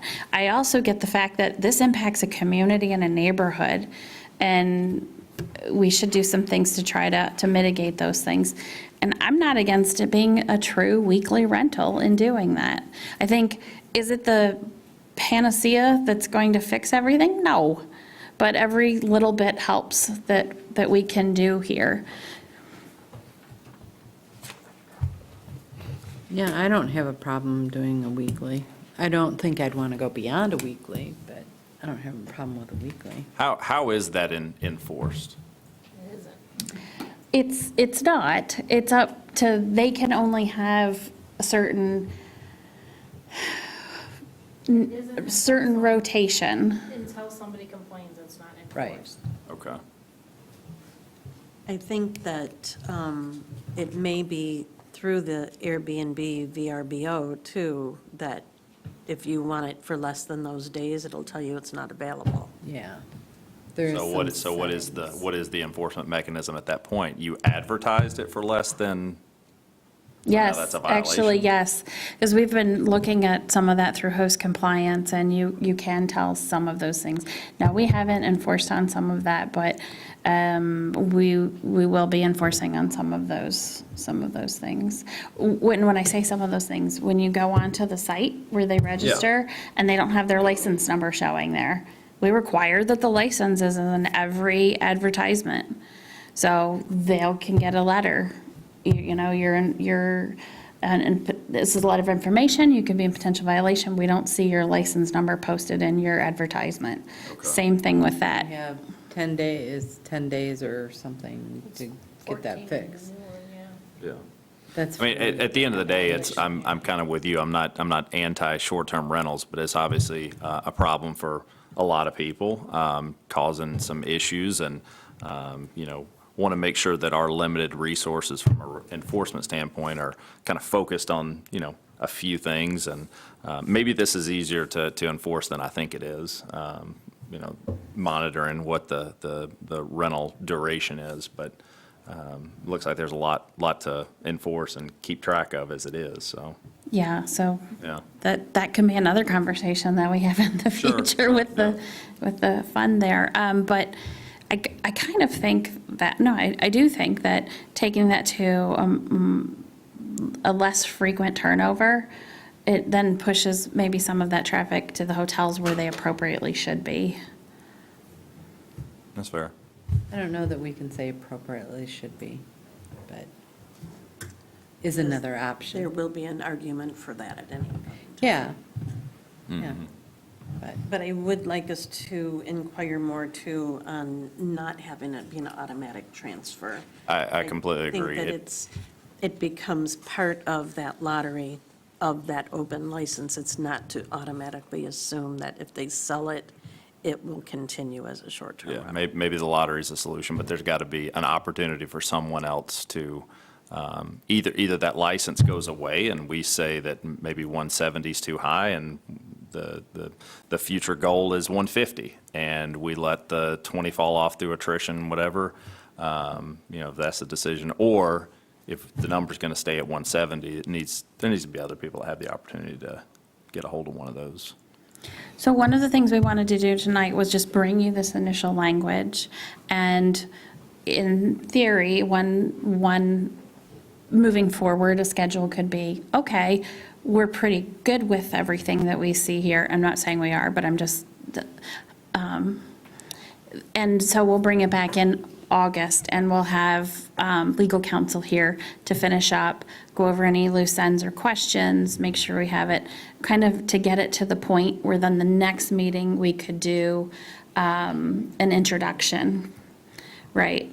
So there is no public hearing, actually, just so you know. The ordinances don't require them, but they do require an introduction and then the passage, which can't be at the same meeting, obviously. So that would be the intent. Where are you thinking in the process we'd like to come back with this? Do you want to see it another time before we have legal counsel here? How do you want to handle that?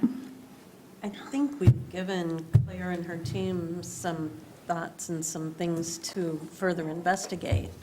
I personally would rather she have the time for them to work on it and bring it back to us for another review. I don't believe we've given you enough clear direction to be able to call the attorney in at this point. That's fine. So we'll have some more discussion. We'll bring this back again. Maybe we'll get some clarification on the points noted tonight. We'll bring this back again and then go from there. He's not local, but he has worked with a lot of communities, and so just having him as a reference or a resource as the board is kind of brainstorming, he also might be, just an asset to the conversation. So whether So it might be helpful to have him here next regardless. month, or we could do next month internal and have him, but I think having him in sooner in the process could help us kind Yeah. of troubleshoot some issues and Mm-hmm. come up with. How some not better- local is he?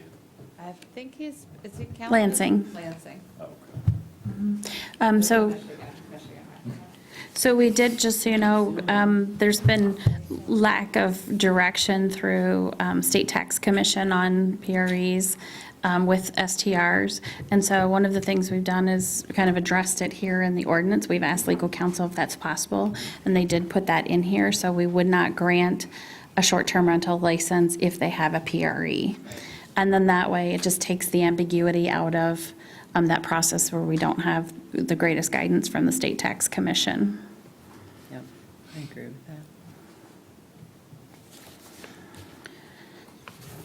So anytime in the next 2 weeks, please let Claire know if, go back through this again and be like, I forgot to ask her that question or mention that.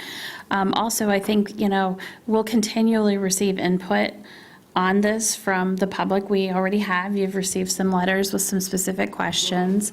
We're looking at those, plus we'll continue to receive those. I would like to, and I think even based off this conversation tonight, we'll probably have more comments and questions from the public, which is great. Those, just for clarification, if someone in the public has a suggestion, the gentleman who was here way earlier today and didn't stay for the meeting, and he said, I have some ideas on this, how can I get these ideas to you? And then I said, address what you think would work well in an email to the Board of Trustees and send that to the board. We obviously get a copy of that, so we will do that. We would probably like that to culminate like a week before the next board meeting, so that then that is when we would end taking that public comment in, where we would look to see how that meshes, or I'd say 2 weeks. the comments before the next meeting. Because 1 week is not enough time, because the board packet should be out before that.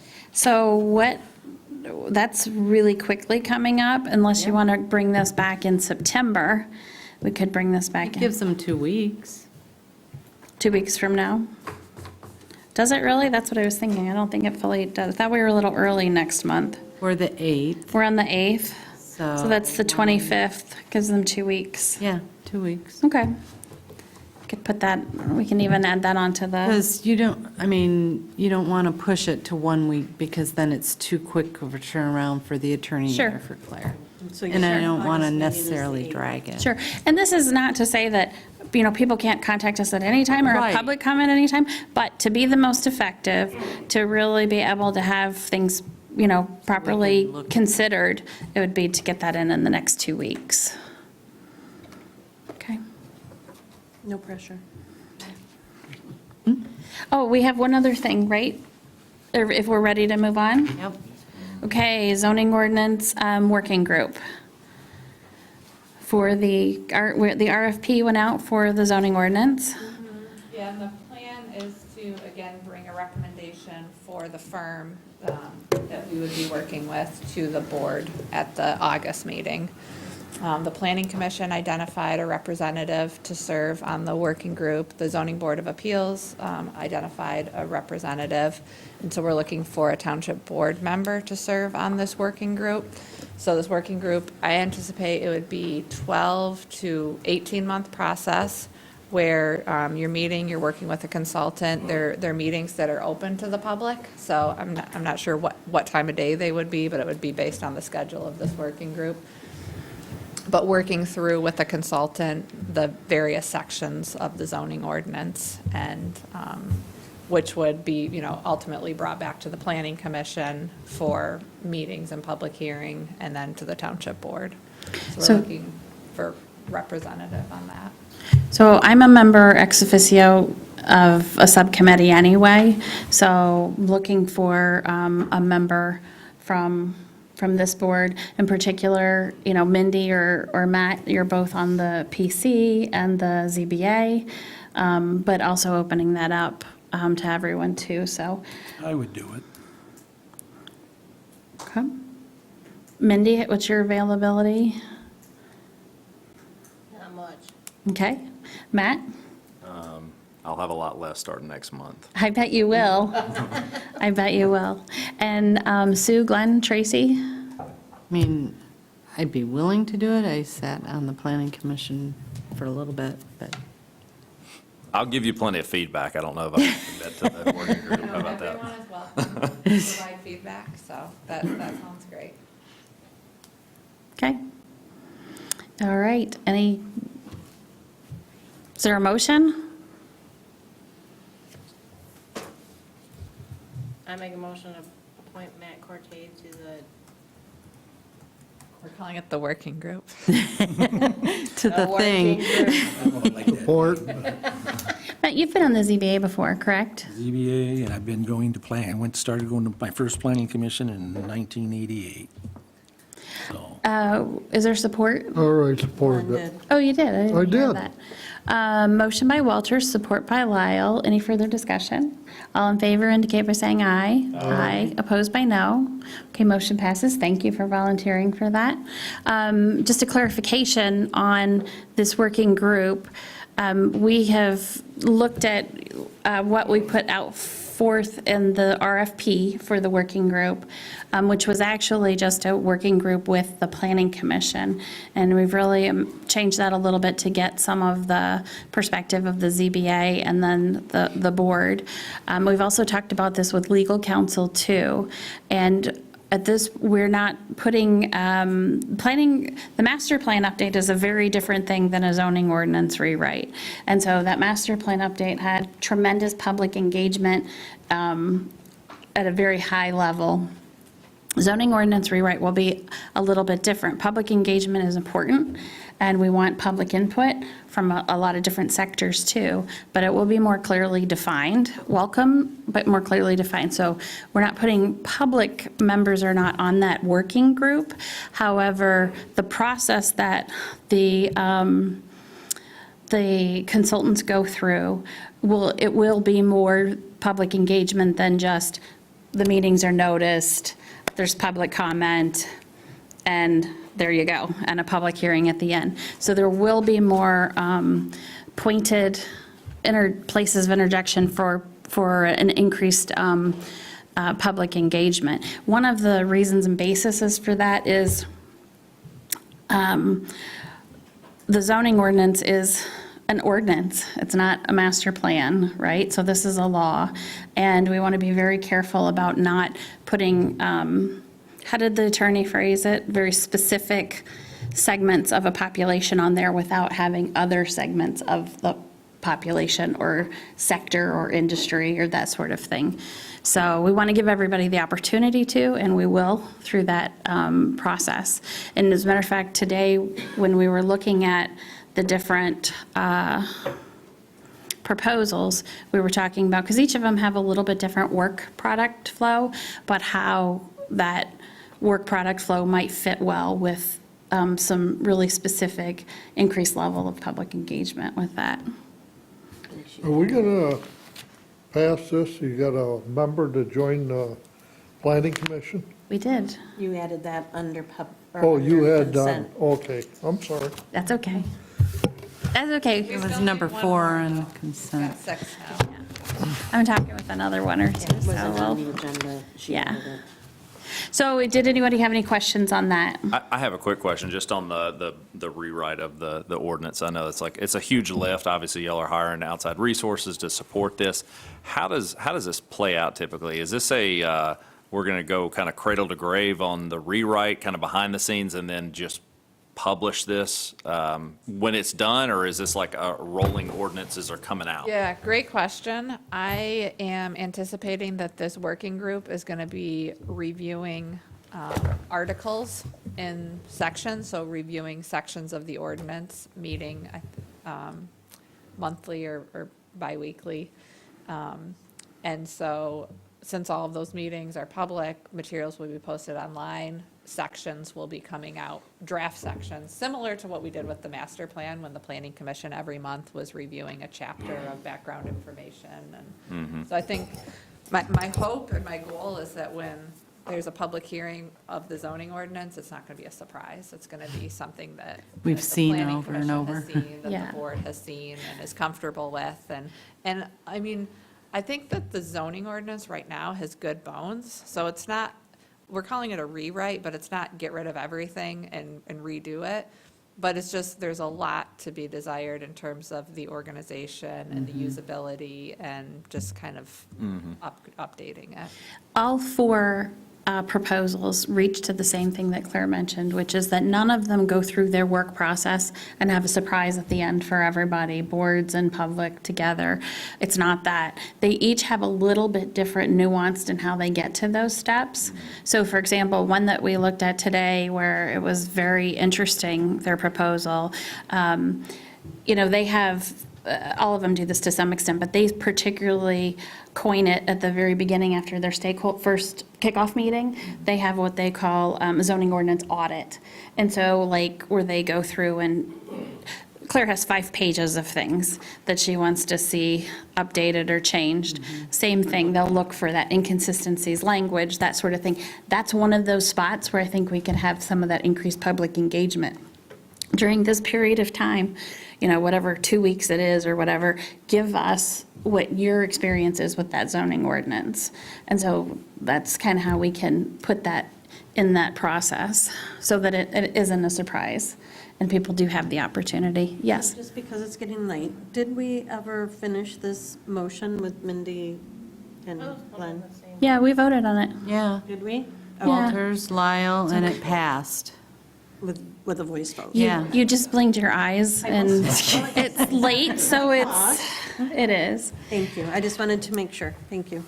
Well, thank you, Claire. Does anybody have any other questions or comments? Really appreciate you staying this late. Yep, thank you. Thank you. Hopefully, you're not up very much tonight with Sarai, too, so. Okay, with that, we have public comment. Any public comment at this point? All right. Well, thank you very much for coming. Our next meeting date, what did we say? That was the August 8th.